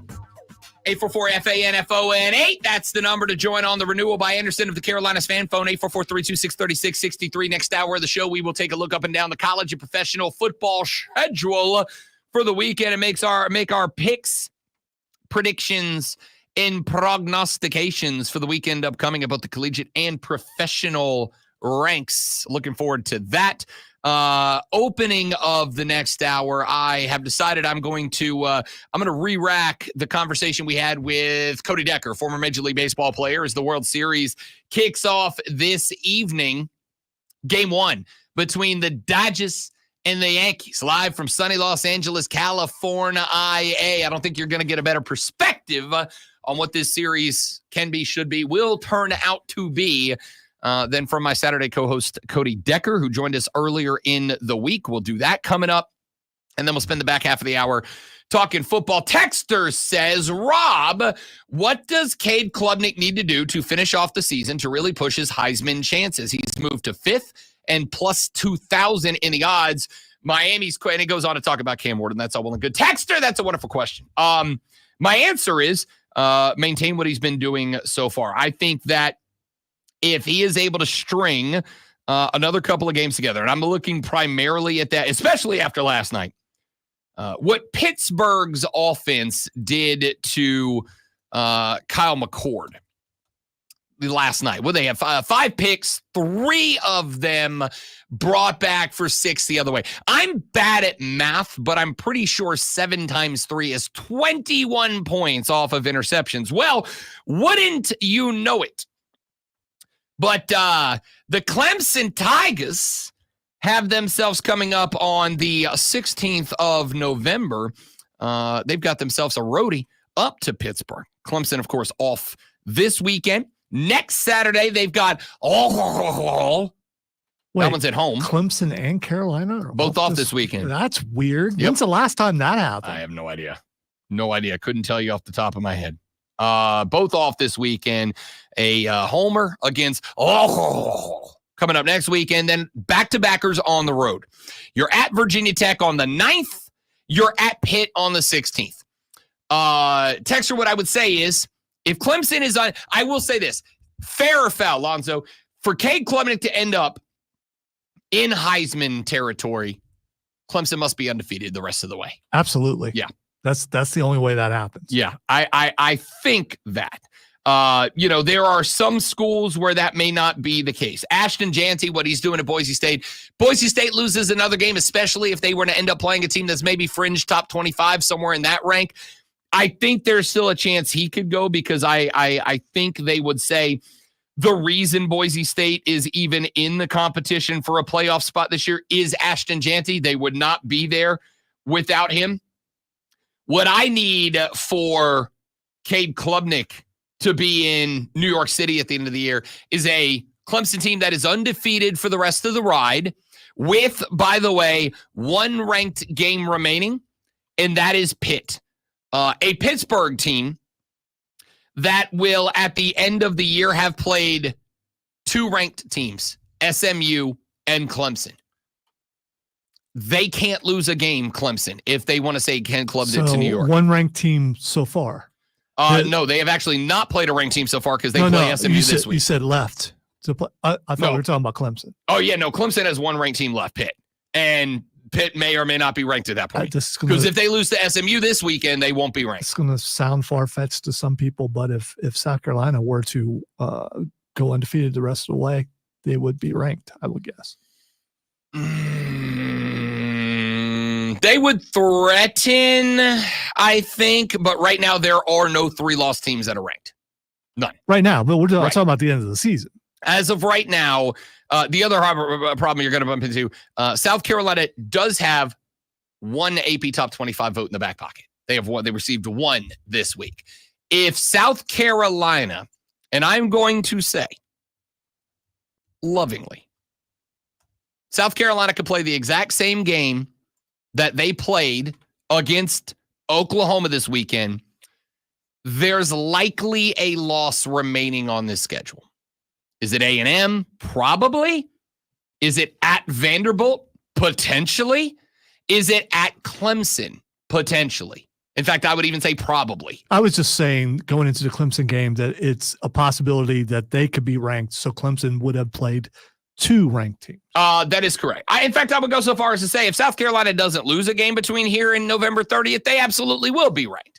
I just think that there is another loss somewhere down the pipe. The only question is it A&M, is it Vandy, or is it Clemson, or more than one? But it would be an even bigger advantage if South Carolina were correct. Ranked going into that game. The other thing I would say is not only does Clemson have to remain undefeated, Clemson has to remain undefeated, and Cade's got to keep putting up numbers like he's been putting up. He needs to keep with 3 tutty passes a game. He's got to keep with 270 plus yards a game. He's got to keep with no more than 1 interception every other game. Like he's got to put up these numbers.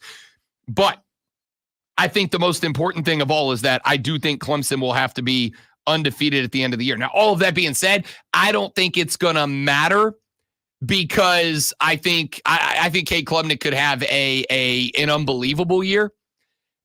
And I don't think he can pass Cam Ward at Miami.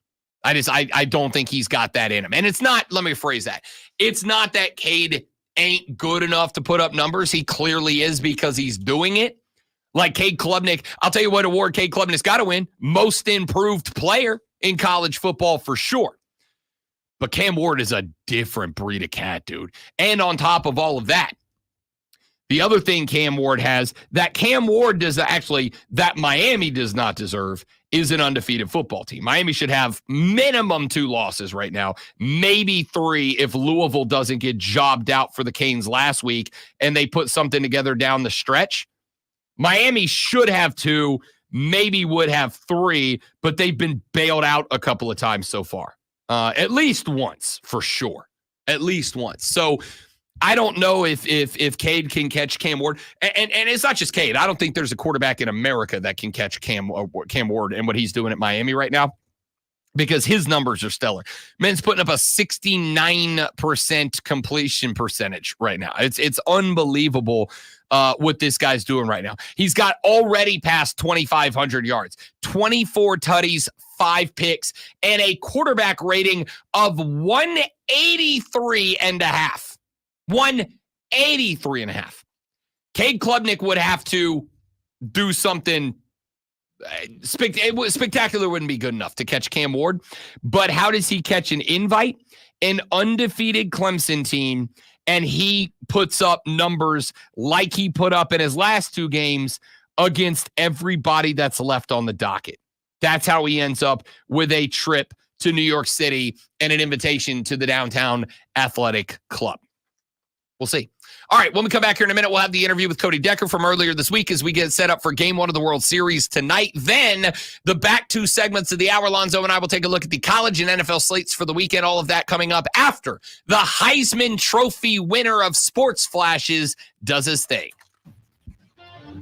I'd like to accept this award on behalf of all the little people I stepped on to get here. Controversial no call ended on otherwise great 30-20 win by the LA Rams over the Vikings last night. Late in the game, Vikings quarterback Sam Darnold had his face mask grabbed in the end zone, but no flag was thrown, giving the Rams a 2-score lead and effectively ending the game. Darnold finished the game 18-25 for 240 yards and 2 touchdowns. Matt Stafford threw 4 touchdown passes and 1 pick. In the NBA, the Boston Celtics became the first team to reach 2-0 with a 122-102 win over the Wizards. The Mavericks knocked off the Spurs 120-109. The Thunder struck the Nuggets 102-87, and the Timberwolves dethroned the Kings 117-115. Make sure you tune in tonight at 7 p.m. as the Burns Rebels head to Spartanburg to take on the Vikings. It's Burns versus Spartanburg right here on your home for Burns Rebels football.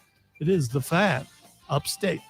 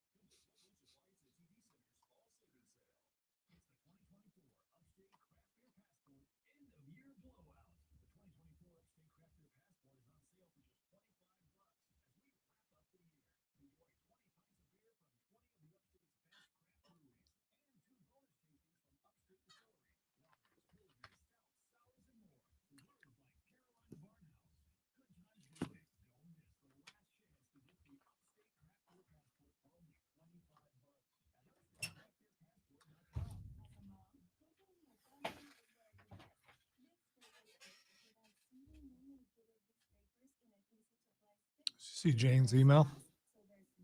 Not.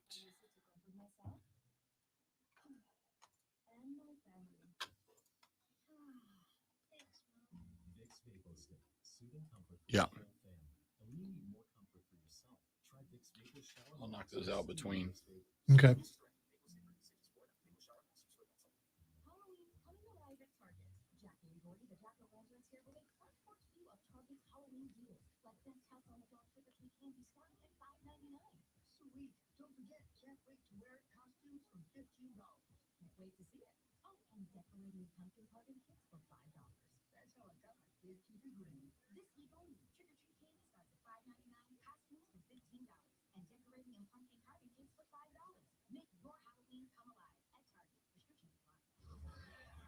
Wow, Ricochet left WWE to have a match with Nick Wayne.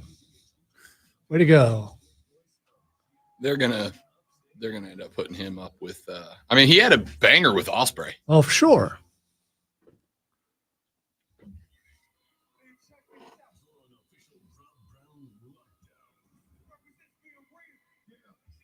Although there are hints that he could be joining the new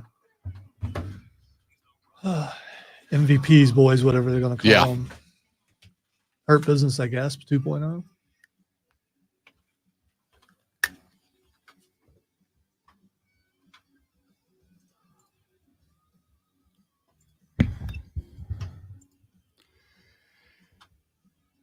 The Rob Brown Show back on your radio. It's the Fan Upstate. Rob and the great one, Lonzo, with you here on the show. Spectacular to have you all along for the ride as we talk the sports. It's what we do here on the show. If you want to be a part of it, now's a wonderful opportunity. I don't know. I'm sure you're saying something that I need to know about. We're supposed to have guests right now at this time? Not yet. No. Football? High school football? Oh, that's right. I didn't send Kevin and John the invite. That's a good call. Let me do that right now. We got the luckily I just saw their post on X about that. And that's a good idea. That's why you're in charge and I'm not. We'll get Kevin and John up here in just mere seconds from now to talk about all the high school football taking place around the area. And then the great one and I will spend the next couple of segments talking collegiate and NFL football, running through the slate this weekend. Started off last night with the Rams and the Vikings, a controversial ending to that game. That was definitely a face mask. 100%, not a question mark. That did not get called despite the fact that the head official was like feet away, like out, like I don't know, inches away from the call. Obviously, it was a bang play, and so sometimes with those bang plays, it's hard to notice things. And I will tell you, my first initial watch of it, it looked like he grabbed the jersey underneath the helmet, and I'm guessing that's probably what the official also thought when he saw that. You know, notorious when you grab a shirt that your head spins 90 degrees in the other direction. Happens to me all these sheets. I'm shocked I haven't snapped my neck getting dressed in the morning yet. Well, we're all shocked that, but it's his entire body turned around. It wasn't just his head. No. It was definitely his head. I was watching it. I saw it without my glasses on. This is going to be one of those times where we're not coming eye to eye. That was a face mask in every single angle they showed it. I watched it again, and now I've seen it. But I am talking about how the referee, with the speed of the game, where his hand was, it looked like it very possibly was not a face mask. No. Can't come around on that one. Sorry. Try my best. But in the end, it's still not reviewable. So as mad as everyone is about the face mask and about the referee missing it, they're showing it on TV again right now, it's not reviewable. And until it is, it's like, oh, sorry, missed it. The point has been since 11 o'clock last night. Put a dude in the box that goes, hey, John, Got to change the call. You're an idiot. And you made it's a got to make it reviewable, or it doesn't matter. It's a face It mask. doesn't matter. All this outrage everywhere on TV, on radio. It's not a reviewable call. You understand? That's what the outrage is. The outrage isn't that it was a face mask. The outrage is that there is no world where that should not be something that is fixable. Should the NFL call a special meeting to change this right now? Yes, because the Players Association also has to be involved. So I mean, it just sounds like something that's you're complaining about something that's not going to be fixed, at least not until next year. And if they change the rule, they'll change it right back a year later. It's dumb, and I hate it. It is so. There are 90,000 HD cameras pointed at every single play. Have a dude that goes, "Hey, you screwed up." You know, like you did 10 seconds ago for me, and you bailed me out from making a major screw up. That, but football. Well, I mean, if you knew how to read lips, it wouldn't have been as obvious. I don't. Hey, I don't know if Kevin can, but I know what he can do, which is talk a little high school football with us. Our boy Kevin Thomas joining from the Moving the Chains podcast, which you can find on their website at movingchains.com. No G on that one. The same as the handle on Facebook and Twitter and Instagram at Moving Chains. And you can find their podcast on Spotify, Apple Podcasts, Google Podcasts, etc., where the boys lay it all down. If you follow high school football, you got to follow the fellas. KT, what's up, big dog? What's going on, man? Enjoying this more springtime-ish weather than what we've been, seeing the last couple of weeks. A little bit warmer out here. I've enjoyed that this week. It's been a fun one. I got to tell you, I never thought I'd say this sentence, Kevin. Dude, I'm ready for it to be quarter zip season. I'm ready for it to be hoodie weather. It's going to be back Sunday. It's like only going to be in the 60s Sunday. We got like that little sprinkle of like 3 days where it was like, oh, damn, I got to start the car before I go outside a little bit. And then it's like, oh, no, sorry, it's 80 again. Shorts. Not a fan. Yeah. All right, let's get to it, big dog. We got Kevin Thomas from the Moving the Chains pod. I was under the impression John Epps would be joining us. Is he just too good for us? I guess work, I don't know. Who knows? Oh, come on. No, you need to cut John some slack here. No, I refuse. Yeah, this is on you. He knew that we were going straight up at 9 o'clock and not a second later. You should just talk to Kevin. Not a second later. Let's get into it. Let's start with this one, Kev. What any big surprises from last week's high school football? Anything jumping off the page that kind of caught your attention? Nothing too crazy. Last Friday night up in the Upstate, I don't believe. I guess the biggest surprise to me was Spartanburg blew out Boiling Springs. Thought it was going to be a very competitive ball game. The Vikings really handled them. They're up 27-0 at half, just kind of cruised to a victory there. Big win for Coach Hodges' bunch. That was a surprise. And then we did see some Tuesday night action. JL Mann handled Greenwood pretty easily. Nice bounce back win for those boys after a tough loss last week. So nice to see them get back on the winning track as well. Because we've got obviously with Hurricane Helene having rolled through, we got a bunch of these weeknight games that have kind of thrown a little bit of chaos into the season. And some teams thrive on that, and some teams it just completely wrecks them. What has been the impact on that on the football season because of that this year? Anything? I think you're seeing some, I guess for lack of a better way to put it, it's like some mash crews out there. Like some of these teams are playing with, certainly less than what their optimal lineup would be. I think I saw last week where Hillcrest was down like 5 of their top 8 O-linemen or something like that. Like they're just trying to piece together a team right now because you don't have time to get guys healthy between these games. So you're seeing some teams not at their full strength trying to kind of grind it out and still get some wins. That's fair. All right, let's look at the schedule upcoming for week 9 in the high school schedule. And let's start with Dorman at Gaffney, KT. Two teams that are struggling offensively. Dorman was off to a hot start this year, and they have not been able to find the end zone lately. And Gaffney, a similar story. Last week, quarterback Javon Gilmore, he had to get pulled from the game. He was 1 for 7, -1 yard with a pick. They took him out, went more of a run-heavy Wildcat with Jamarcus Smith there. He got it done. I think he had 200-plus on the ground. So they had to kind of mix things up there. Gaffney needs to kind of figure it out, get that explosive offense going again. If they do, I think they win this ballgame. Their defense is really strong as always. Just got to make a few plays on offense to make sure they can secure that victory tonight. Couple more teams from that division we're going to talk about, Burns and Spartanburg, Bowling Springs, et cetera. But is it me, and obviously from the outside looking in, It feels to me like that division, which ordinarily is full of powerhouses, are kind of full of teams that are all still kind of trying to find themselves a little bit in week 9. What's your take on that Burns-Spartanburg-Dorman division? For sure. I feel like everybody has flaws this year. It's a great point, Rob. I think Gaffney is the most talented football team, it seems like, on both sides. When they were clicking earlier in the year, that offense was very explosive, lots of big plays. But right now, they've kind of hit a rut there. Spartanburg, still a team that I feel like I don't know a ton about. They had a huge win last week, but they've had their own offensive issues as well. But they may be grounded into form at the right time. We know about Burns' struggles with the transfers out and the injuries and whatnot this year. I think they're really good defensively. Can they score enough points to win a lot of football games? That's going to be tough when the playoffs come around. But, yeah, it does seem like there's not really a dominant team in that region this season. All right, Riverside is at Boiling Springs. Riverside, tight end, Mikkel Skinner just committed to Kentucky, I think 2 nights ago. So hats off to him for that. They played a really tough one with Gaffney last week, played well on both sides of the football. Boiling Springs, a very surprising, not even close blowout loss to Spartanburg on Friday. That caught me off guard. I like that team a lot with Lincoln Husky and what Coach Reel is building there. This could be I'm thinking like a 27-21 type-ish ball game here. I like Boiling Springs at home.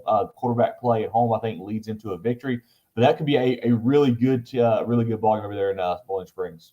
Is Lincoln Husky the best quarterback name in the region this year? I feel like it. I feel like it just default is. It's very good, man. It's a really good. He's a stud lacrosse player. As of now, going to college to play lacrosse on a scholarship. So we'll see if that shakes out to get some more football offers or not. But he is a really, really athletic kid. And you'll see when he plays, man, the way he runs around, you can tell that he is an athlete and gets it done with his feet. I dig it. All right, let's keep going on.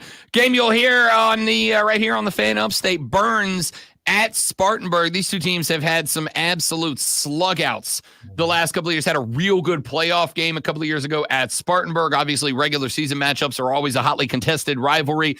And again, I think two of those teams that you just talked about, Kev, are kind of still trying to find themselves a little bit with all the changes they've both gone through. How's this one shake up tonight out in the Berg?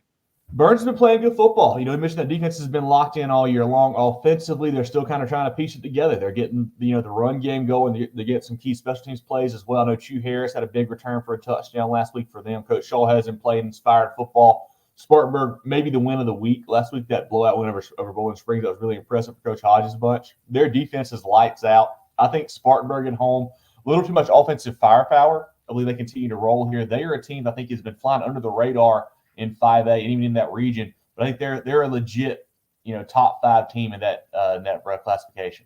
Talk to me a little bit about Burns. Break this team down for me, because it was, if we're just keeping it a buck with the audience, a team that I don't think expectations were super high out of this year. They had a lot of talent that transferred out. You do have some young guys out there that this was expected to be kind of a growth and development year. And then on top of that, you add in the fact that there are no home games for this team. They are the Road Warriors this year. It kind of felt like this year was really expected to almost be kind of a throwaway year, almost like a forgive this year, sorry, sucks to be you seniors kind of year. But this team also seems to be under Reggie Shaw playing kind of hard-nosed football. Like going out there, we know we're not going to be the most explosive in terms of big offensive plays. So let's go ground and pound. Let's play good defense and let's create some opportunities. We talked about it last week. A team that was in a shootout overtime with 48 yards of offense says to me that defense is doing something in the red zone at least. Talk to me a little bit about what this Burns team is this year. Exactly right. Defense and special teams, I would say. I think like I said, I mentioned last week, Chew Harris was a 90-yard kickoff return to get them on the board there in that win. The defense has been playing really well, man. They've got some guys flying around at all levels, it seems like, as well. And, the offense, they've had some injuries. They're trying to move some pieces around to figure out the quarterback spot, just what they're going to do there. So they're certainly relying on more of a milk the clock, let's get a big play from the defense, get a big play from the special teams type situation. And it's just, I think I mentioned it last week, it's very impressive what they've done. A team that started out 0-3, played some tough non-region games, really could have thrown in the towel, with everything going into the season, playing all the away games and whatnot. But they've turned it around and won, I think, 3 out of 4 now, the one loss being that double overtime game. They're playing some inspired football, some good football for Coach Shaw. I dig it. All right. What other games, any other games around the area you think folks are going to be interested in tonight or that could have postseason implications? Yeah, an interesting one is Broome at Mountain View Prep. Mountain View Prep, the new charter school here in Spartanburg. Star running back Jalen McGill transferred from Broome to Mountain View Prep this year. So a bit of a rivalry there built off of that. So that'll be interesting to see how those teams kind of come out. I think MVP is clearly the better football team. They should win that game, but you never know with kids and they get their emotions involved, how that might turn out. But that'll be an interesting one there to see tonight, I feel like. Keegan's in the chat, asked about Dorman, just your thoughts on where that football team is this year. They started off really well. I was really impressed. Had some nice wins early in the year. They beat Lexington. They beat Greenwood. But they just cannot score the football right now, man. They're trying to figure out the quarterback spot. McCorian Anderson looks like an athlete, but just cannot put it together right now. The defense is still playing pretty solid. They're giving up just like right around 20 points a game, which is not bad, but they just cannot score touchdowns when they need them, and they are struggling on that side of the football. Kevin Thomas is one of the multitude of outstanding hosts from the Moving the Chains podcast, which you can find again at movingchains.com. No G in that one. Facebook.com/movingchains. Same handle on Twitter and Instagram. And their podcast available on Spotify, Apple Podcasts, Google Podcasts. What you guys got coming up special the next few days? Man, working on a couple coach interviews. Getting into the playoffs here in a couple weeks, trying to line up some guys who are really rolling and kind of get some feedback on their team from the year. So just definitely keep a lookout for that stuff dropping here soon. Give me one postseason hot take right now. Man, postseason hot take. I think 4A. Everybody wants to say West Side with all the talent they've got there in 4A. But I think it's going to be really tough for those boys to get back to the state title game. There are some legit contenders in 4A. I like it. Kevin Thomas, not only joining us on the show, but picking up the slack from John Epps, who in fairness, though, Kev, week one, you did check in on the live stream from a green on a golf course. So, but I was checking in, though, supporting the boys. That's fair. You did at least check in. That's appreciated. My man, where are you going to be at tonight? We're actually going down to the PD region, Loris and Marlborough County, a big 3A matchup. Nice. I don't think I've been down that way yet. There's not a lot, I'll be honest with you.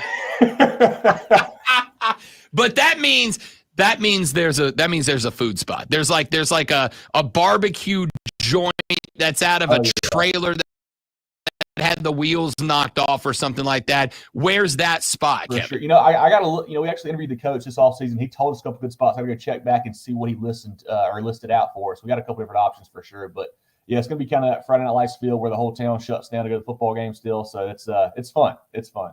But you know what? I'll tell you what we're doing. We're starting a new tradition right now. The new tradition, Kev, is that I'm going to need a food report from whatever city you were in the Friday night before, so we can get that list. I need a comprehensive list of best high school pregame food spots across the state, and I feel like it's your responsibility to do that. We can do that.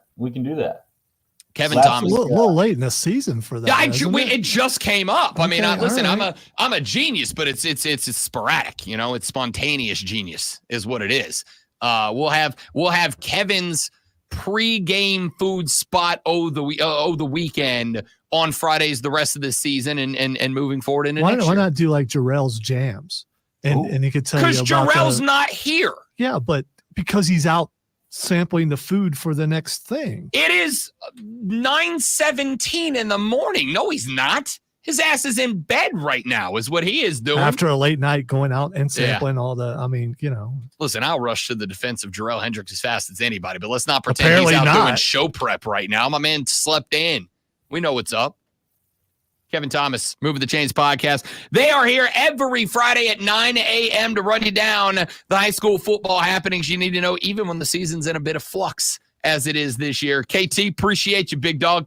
Thank you, guys. Appreciate y'all. Always. Kevin Thomas, Moving the Chains again. Find their website, movingchains.com. No G in that one. You can find them on Facebook and Instagram and Twitter at Moving Chains as well. And, of course, don't forget to download the podcast on Spotify, Apple Podcasts, Google Podcasts, wherever you get your entertainment from. It's the Moving the Chains pod. Lonzo and I will take a look at the collegiate football schedule. Next, we'll look at the NFL to wrap up the hour on the Rob Brown Show in the Fan Upstate. Salvation Army. Big dog, appreciate you, brother. Thanks, guys. See y'all. See you, buddy.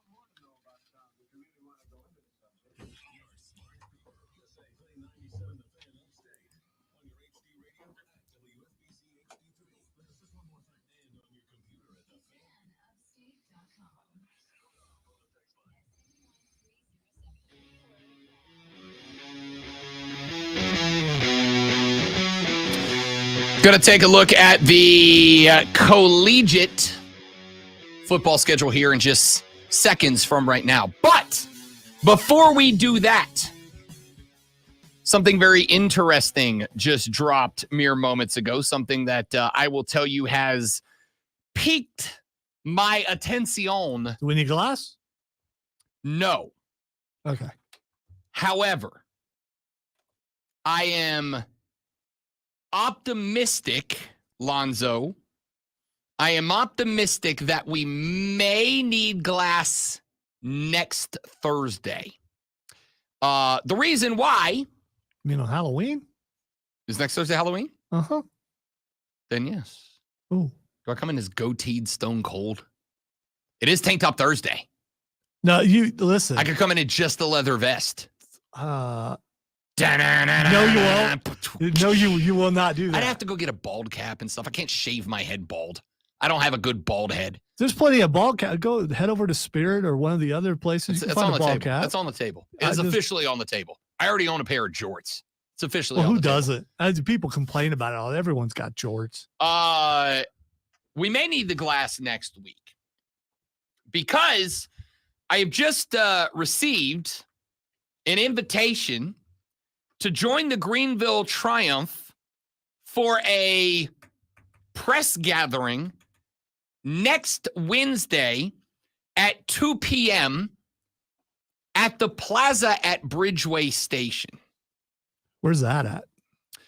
Bridgeway Station is over in Malden. And while I cannot tell you what this is about. Yeah, because you don't need to be doing that stuff. While I cannot tell you what this is about, what I can tell you is that I have a very high level of interest in this for a few reasons. Number one is, those of you know, I know, we know, people know, the people know. The people know. The Greenville Triumph have been actively attempting to get a soccer stadium, a dedicated soccer stadium. That would be a multi-use facility, but would be a dedicated soccer stadium. And one of, if not the premier possible potential location for that has been Bridgeway out in Malden, the Bridgeway Station out at Malden. And so they just put out an invite to join them next Wednesday at 2 p.m. at the plaza at Bridgeway Station, open to the public, accompanied with the Triumph logo, the Greenville Liberty logo, and the Bridgeway Station logo. I don't for sure know what this is about, but this is now the second massive announcement from the Greenville Triumph and Liberty ownership and leadership in the past couple of months. The last time they said, hey, you're going to know, you're going to want to pay attention to a bit of information we're going to put out later. We found out that one of the greatest soccer players in the history of planet Earth, Ronaldinho, has joined the ownership group of the Greenville Triumph and Greenville Liberty. And not but 2.5, 3 weeks later, we get a heads up that there's a press conference next Tuesday at 2 p.m. at the place where the Triumph had been trying to get a stadium. I'm just going to say I'll be there because I'm hoping for really good news next Wednesday. Really hoping for really good news next Wednesday.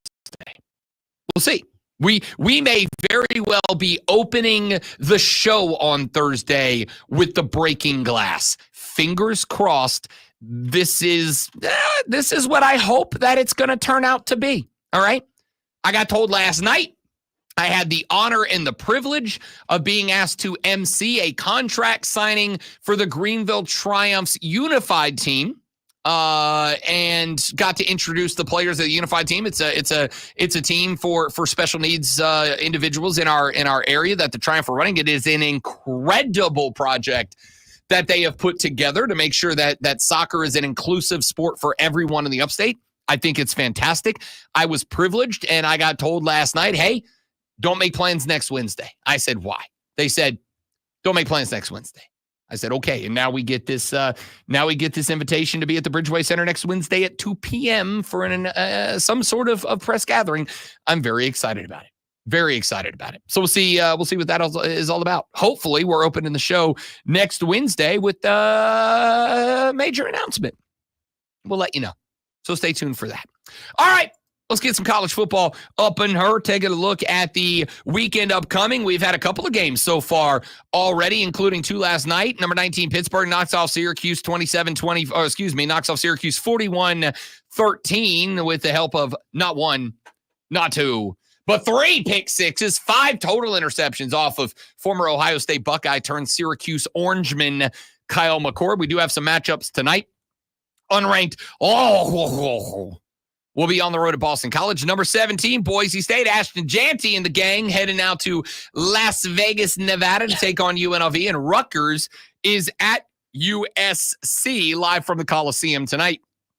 Here we go into the weekend upcoming. Lonzo, the Cornhuskers, the Black Shirts heading out to Columbus to Ohio Stadium to take on yours, Ohio State University Buckeyes. In this one, Ohio State favored by 25.5.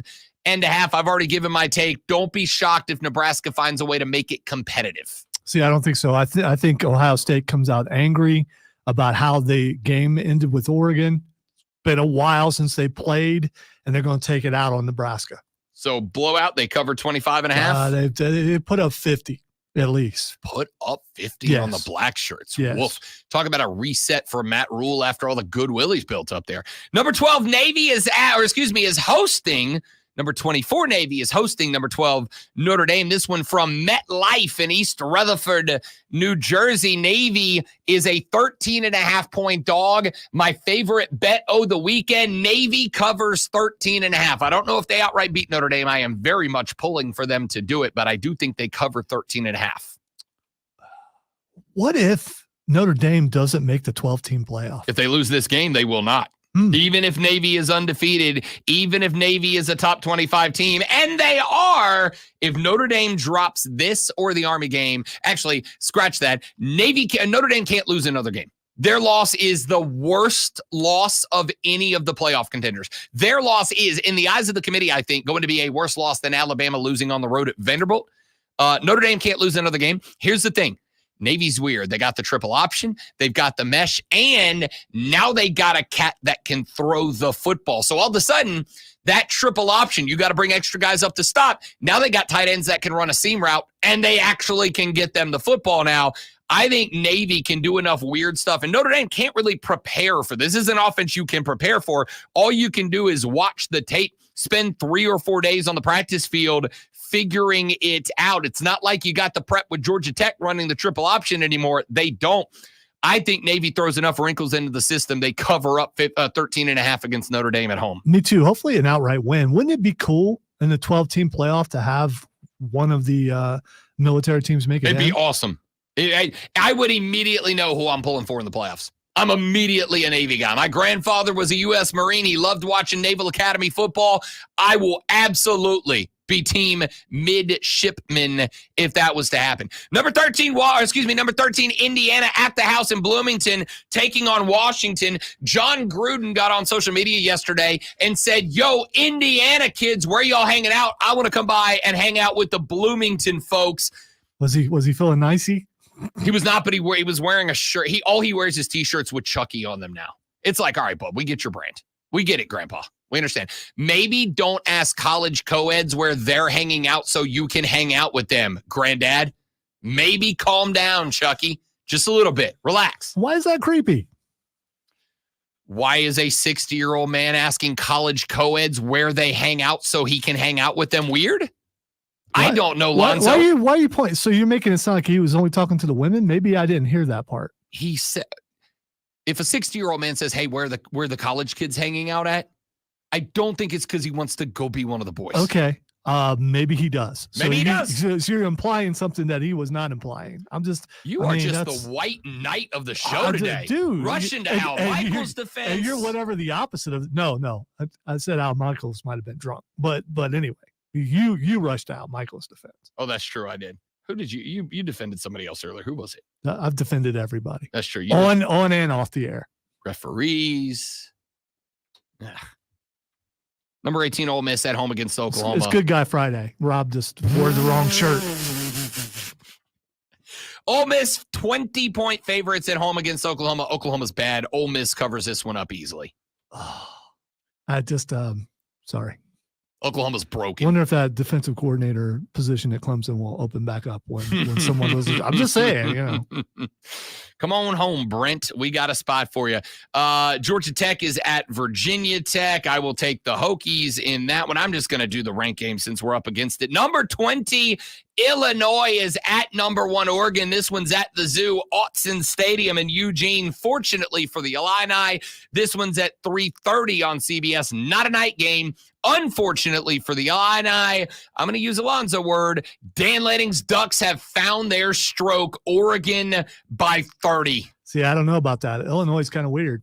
I mean, every year they are weird. What about their football team though? Well, hey-o. Every once in a while they throw a wrench into things. So I'm not saying they're going to win, but maybe not by Oregon doesn't win by as much as you think. Number 11, BYU is at UCF, and they are dogs. The Golden Knights favored by 2.5. Y'all, the Stormin' Mormon ain't no joke this year. They have got an offense that flies around the field. You know I'm a big fan of the 2017 national champion Golden Knights, but give me the Stormin' Mormons on the road. I knew you couldn't go through the entire thing without saying it.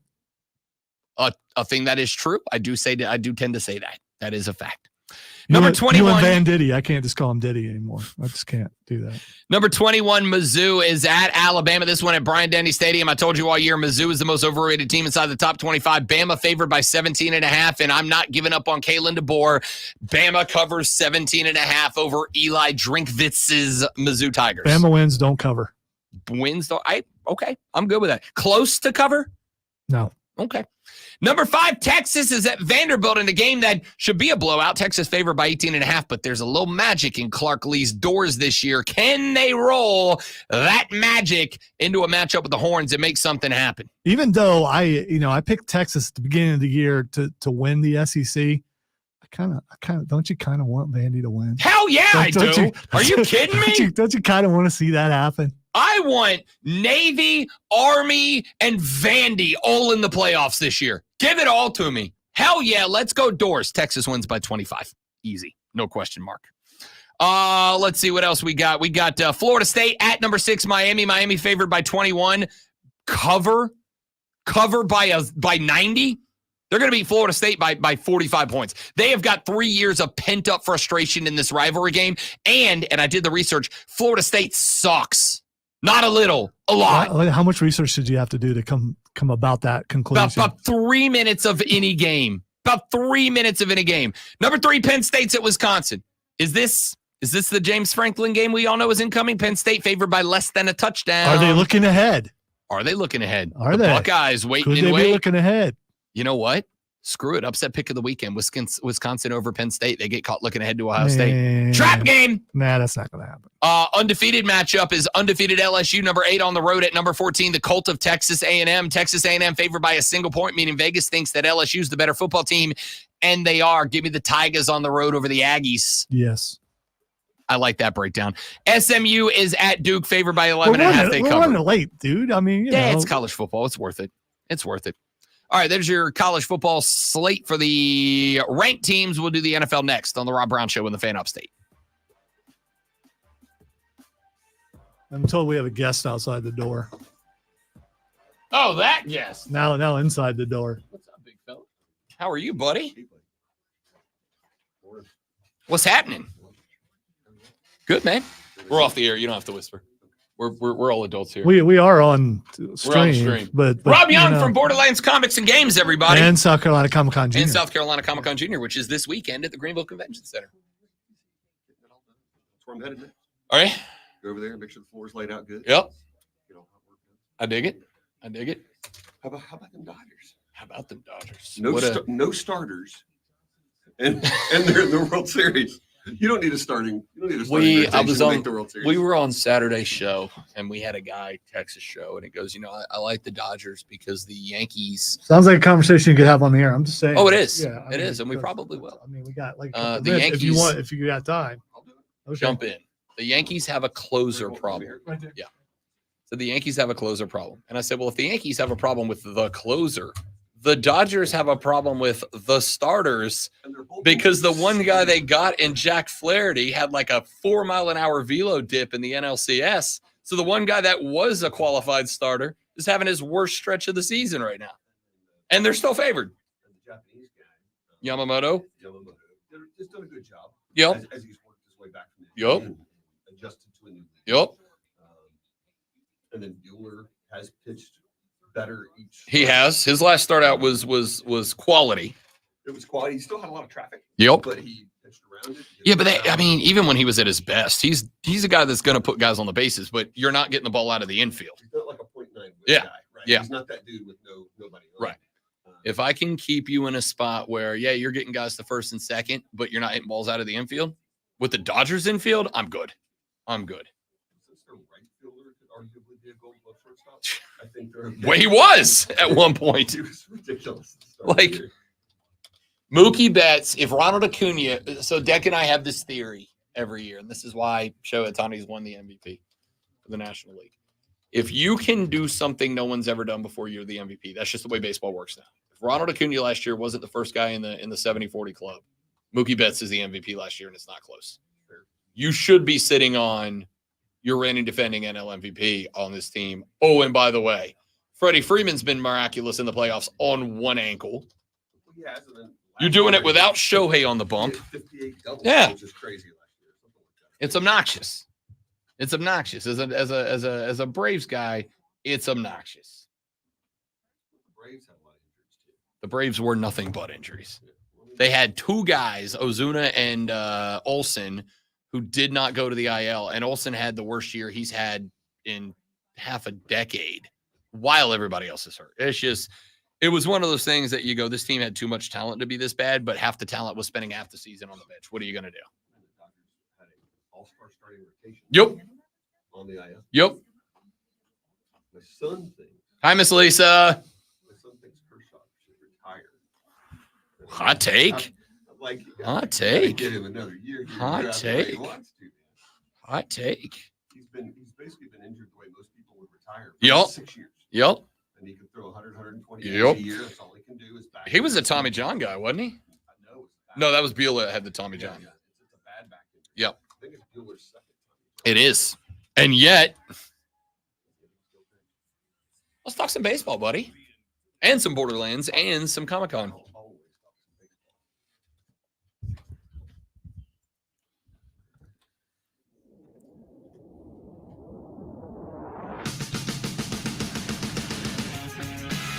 The Rob Brown Show, wrapping it up for the day, wrapping it up for the week, right here on the Fan Upstate. Rob Brown, the great one, Lonzo, and now the most quality Rob you'll hear on the radio and the entertainment circle today. Also, geez. Now I'm clear. Now you are clear. Now I'm 4-2. He's known as the Exalted Rob other places. Yeah, that's so now fine. that we have two Rob, I just want to make sure. Ordinarily, if somebody sticks an adjective out in front of my name, we can't say it on the radio. Yeah. Rob Young from Borderlands Comics and Games is here in two capacities. Number one, noted baseball dude. And number two, a guy who's setting up for SC Comic-Con Junior this weekend at the Greenville Convention Center. As Zoe and I are both gigantic nerds, very excited about this event. What's up, buddy? Thanks, man. I really appreciate it. Man, you guys built me up. I'm up on a pedestal over here. Don't screw it up, pal. I'll probably fall. That's okay. I do it every day. I made a career. I don't know how I'm still here, to be honest with you. I will. If you should fall, I will catch you. Thank you. Because it's Good Guy Friday. And I'm the only one. Friday. Yeah. Rob is not. Not me. It's Heel Turn Friday. Yes. Heel Turn and I'm here for it. I wonder what the chair was for. The chair, the glasses, it's a whole vibe, bud. It's a whole vibe. Went with the Mankind tie-dye shirt. You did go with the Mankind look today. The Dude Love shirt. That's exactly right. Man, so first off, dude, let's talk about SC Comic-Con Junior. How's the setup coming? How's the event coming? Everything's going good. Floor's getting taped off today. 11 to 7 at the Greenville Convention Center on Sunday. Can I tell you how rad it is that we live in an area that you're like, we have a Comic-Con. Oh, and also another Comic-Con because we can justify it. Yeah, we try to make it fun. Get something kind of in between so everybody remembers it's going on. Hand out free candy, do some fun stuff. Maybe even bring in the Big Red Machine. Get Kane in there. Are you giving him pyro? You know, we talked about the pyro. They frowned on it. I don't understand why. I don't either. Yeah, the Convention Center had something about not wanting giant flame cannons by the doors, but whatever. I mean, spoil sports. Sometimes you got to take a risk. I'm just saying. I mean, you know. It's the old expression, better to ask for forgiveness than permission. Yeah. I might live by that too. It's Kane. It's Kane. He's the Big Red Machine. Yeah. Man. Kane without pyro is just Kane. Speaking of Kane again, we will be interviewing Kane in about 45 minutes, and you will hear it in its entirety on the Upstate Pulse tomorrow night, about 7:20 on 98.9 WRD.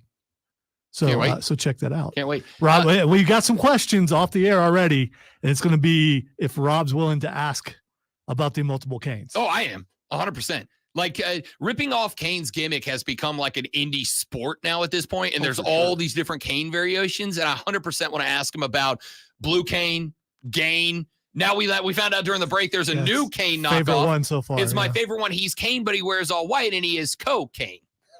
I think it's brilliant, and I'm interested to hear what Kane has to say about it. Yeah, why wouldn't he love it? It's imitation is a serious form of flattery. 100%. Yeah. I am excited about SC Comic-Con Junior. I'm excited about all the Comic-Cons we have around here. You do a fantastic job with it. Now, can we talk baseball for 4 or 5 minutes? Man, I love me some baseball. The LA Dodgers and the New York Yankees both. This is interesting to everybody who's not a fan of the LA Dodgers or the New York Yankees, because it's like that occasional WrestleMania match where it's a heel v heel match, right? And it's like, which heel? It's not who I want to win. It's who do I want to lose more? And I got to imagine if you're a Dodgers fan, that's got to be fun for you. It is kind of fun, right? I mean, when you look at this thing, both teams, everybody thought they'd be great. Both teams had some injury issues, and they're still sitting here at the end, which is kind of, I wouldn't have predicted that my Dodgers would have made it this far. Like that's the Dodgers had an injured unit of pitchers that was better than most team staffs this year. You had an injured list that was a World Series caliber rotation. You had Kershaw, Yamamoto, Glasnow, Bueller, and people forget about Dustin May. Yep. And what's the young man that went 16-1? Oh, I know who you're talking about, and I'm blanking he as went well. 16-1, then had an off year with an injury, and then was out this year probably with Tommy John, I think. Was that 7 deep? Yeah. And it was a good chunk of the year. This to me, this is why. So I'm picking LA in this World Series, and I will tell you as a baseball fan, I hate the Yankees. I hate the Dodgers. As a baseball fan, this series is fantastic for the exact reason. Let me tell you why I like the Yankees, and then get your thoughts on breaking down the bad guys behind enemy lines. The Juan Soto pickup was exactly the pickup Juan Soto needed. Out in San Diego, that's a team where the inmates were running the asylum. That is a place that it was very loosey-goosey, and there are people who can thrive in that environment. I'm one of them. Structure's no good for me. You got to just, I'm a peacock captain. You got to let me strut. Juan Soto's kind of the opposite. He needs those guardrails to kind of keep him dialed in, focused, discipline. There's no place that does that more in American sports than the New York Yankees. But I also said, by adding Soto to that lineup, you take a ton of pressure off of Aaron Judge. You free him up to play his best ball. That's happened. You take all the pressure off their Giancarlo Stanton. All I need you to do is go hit baseballs into low Earth orbit, Giancarlo Stanton. It's freed him up to do that. Now, all of a sudden, they kind of have a 2024 edition of the old 60s and 70s murderer's row that teams used to build. And there's no pressure on any individual one of them, because if one of them's having an off run, the other two guys got it. You pair that up with the fact that Garrett Cole looks like Garrett Cole again. They've got a phenomenal set of middle relievers. So if the starting pitching, as it has a few times, goes downhill, if you can keep them to 4 or 5 runs, the Yankee sluggers can open up. They can have a 5-run inning, any of the inning they play. This is the best possible matchup to make the LA Dodgers have to fight. I would agree. I think the interesting piece is that the Dodgers are super, super picky hitters, and they're going to make those guys throw pitches. And as they get deeper into the series, as we saw with the Mets, all of a sudden they're hitting guys they couldn't hit 4 days ago, because once they see them and they keep taking pitches and they keep making them throw strikes, they see what they've got, they see what they're throwing, and they start adjusting. I mean, I think they are deeper than the Yankees. I think if you ranked the top 4, you could make an argument that the Yankees have 3 of them. Yep. You could also make the argument that it's 2 and 2, right? It depends on where you put Stanton and Mookie. But when you start getting past that, I think the Dodgers are better. And then you've also got guys like Kike who can hit 230 all year, and then he's going to crank 6 home runs in the postseason and hit 350. Teoscar's come through in some enormous spots. He's been great, but Kike's even crazier, and he'll play like 5 positions. Yeah. He's a freak in the postseason. The one aspect of this, and I was talking about this, I've got my Saturday baseball show with Cody Decker, and we talked about this last Saturday when at that point it was pretty obvious it was Dodgers Yankees, even though they had to go put the period and exclamation points on it. I think the one thing about this World Series that has rarely been talked about, which is mind-blowing to me, is the defensive side of the baseball. Everybody's dialed on the pitching. Everybody's dialed in on the hitting. Sure, that's what we love as baseball fans. Chicks dig the long ball was famously said years ago. These Dodgers defensively are talented, man. Like, there's Gold Glovers everywhere on this team. Oh, everywhere. And even like Paez is really good in center field. They'll bring him in for defensive replacement. And then he hit, 2 homers in a game the other day. And he's their defensive replacement. Yeah. Right. That's the part that's terrifying. They're so deep, and they field really well. I think it's going to be the best World Series in a while. I think it is too. The moment I looked and went, everybody's in trouble, is when the NLCS MVP was Tommy Edman. I'm like, if you got Tommy Edman on a team with Mookie and Freddie and Teoscar and Kike and Tommy Edman is playing MVP NLCS ball, like, look out. The Dodgers are winning the World Series. And he's been playing like 60 days. Yeah. Right? This guy's been injured all year. Apparently Friedman had been trying to pick him up for 2 years or something. The Cardinals wouldn't trade him, and they decided to trade him since he was hurt, and they didn't know maybe how he was going to come back, and looks like he's doing okay. I will here's the spot I'm looking at. Yankees win game 1 with Garrett Cole on the bump. And it's only because, as good as Jack Flaherty's been, velo drop in the NLCS, that the Dodgers have now openly said, we're worried about it, right? Like, this seems like an issue. He is still coming out for game 1. I think Garrett Cole outduels Jack Flaherty. I think the Yankees take game 1. I think the Dodgers win 3 in a row after that, 1 at the house, 2 on the road. And then it's an elimination game back in LA. Dodgers win this series. It might be in 5. Do they bullpen the 5th one? See, they had 2 in the last series. I know. And they still beat the Mets, who were the most electrifying team in the postseason, right? That's the problem, is if you can, when they went bullpen game, I put a bet down on the Mets. I'm like, the Mets are against eliminated. They got to win this game. And you guys hammered them in a bullpen game. I don't know what to do at that point. It's actually in that game. It was they brought in, Dave has been really good, I think, managerially in this postseason. Dave Roberts is the best manager in baseball this year. But he did bring in that reliever who had already given up 2 home runs. Yeah. And then he gave up 1. And then they won anyways. And then they won anyway. Because, again, the Dodgers are one of those teams that you go, if a team gets 2 home runs, if a team has 2 home runs in any game, I remember that. I do not remember their number. I looked it up last year. It was like, if a team has two home runs in a game, they have like an 83% chance of winning that game, regardless of who's on the other side of the dugout from them. The Dodgers are the only team in baseball that, if I recall correctly, it was like 50-50. If you hit 2 or more home runs against the Dodgers, you were coin flip to beat them in that game. And I imagine it's got to be less than that this year. And imagine last year they didn't have Ohtani. Yeah. Yeah. That's and terrifying. by the way, and I'll ask you this, and then we got to bail. Best player in baseball history, because the answer is yes to me. I think he's better than anyone else who has ever played Major League Baseball. If we're going to do 5 years, I think you can make that argument. So you need like 2 more at this level? Yeah, well, it's that if we're talking pitching, I mean, Mariano, I'm talking baseball. Yeah, but Mariano Rivera had to break Babe Ruth's scoreless inning streak in the World Series. Sure. I mean, that's who he's arguing with, right? You're arguing with Babe Ruth. And so I think he just needs a little right. more time, even though I love him. Here's my hot take, and I wish we had more time to discuss this. I'm going to need you to come back next week to have this conversation. All right. I don't give a damn about baseball players in the 20s. They were all fat, out of shapes, and when you don't let black guys play baseball, I'm not really uber concerned about what Babe Ruth in this days and age would hit 0. He would hit 0. He would not touch a 100-mile-an-hour heater. That's why modern-day guys are better than the – I'm not saying I don't respect baseball today. I cried when I went into Fenway Park for the first time because of the history. But the guys in that day and age are not the same athletes as they are today. They wouldn't compete. Well, it's tough to compare them within – outside of their era is probably a good I way agree. to put it, right?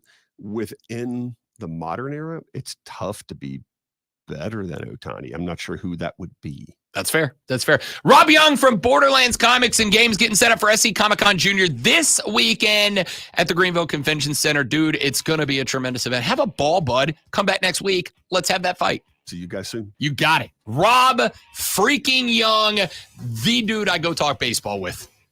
Hey, y'all have a great weekend. Don't drink and drive. I'll punch you in the face. Come back next Monday. We'll break down the football weekend. That was and more on the Rob Brown Show and the Fan Upstate. Later. Well done, buddy. You should we should talk baseball sometime. Yeah. I'll tell you what, let's maybe get you in here one day next week after we get maybe after game 3. We'll let the first 3 games play out. And then we'll catch you coming in. Yeah, 100%. Love baseball. 100%. Love some baseball. And I can talk some serious fights too. Baseball and fights. Same. Although I am going to tell Tomorrow, you, I'm going to have the pay-per-view on my phone while people are loading into the comments. I immensely yes, sir, respect get you right that. over here. Your booth is this, and oh, yeah, on my phone. Are you at all intrigued in this Paul Tyson fight? Jake Paul will beat Mike Tyson. It's going to piss everybody. Because it's a money grab and not a fight. 60, right? I mean, come on. And I'm not arguing. Well, Say something now, Lonzo. But Say something now. Okay, I don't know why you need to yell because I can also disagree with him. Say something now. And I disagree with him. I think Tyson's going to knock him out. And they're going to have to figure out how to cover the fact that Tyson knocked him out. No, it's Mike Tyson. You don't have to cover anything. If you like George Foreman at 70, if he hits somebody, he can still knock him out. You know, he doesn't have the speed to do it, but George's power. I recently saw a video of George Foreman hitting the heavy bag. You're like, I want none of that. I don't care if you're 73. Now, I'm not going to stand still for you to hit me, but if you did, I won't have a rib cage. So, but it's, you know, I think that's the thing with Mike is it's the power to land. And if he only headhunts, he's got to, you know, Which he's going to do because his only option is knock him out. And my favorite. You can body shot him to drop the hands, which is what he used to do. But when he stopped that, that's when he stopped. Yeah, but see, the problem is that works when Mike Tyson's 26. It doesn't work when Mike Tyson's 60. Yeah, that's the issue, right? I don't think if Mike wins, he wins in the first round. Yeah, because if Mike going body shot when he was fast worked because he could body shot and get back up. Mike is a grandfather throwing body shots, leaves the chin open. And while I do not respect Jake Paul as a fighter, he's got knockout power. I'm not arguing with that. He went to a decision with what was Fury's brother, top 10? Yeah. He went to a decision. However, top 10 fighter. Do you? this is not a tomato can. Do you buy this? He puts no knockout clauses in his fight contracts because I absolutely do. I absolutely do. And I'll tell you he couldn't do that with Fury, right? That was a pro boxing match. That's not even a choice. That was not a ranked fight.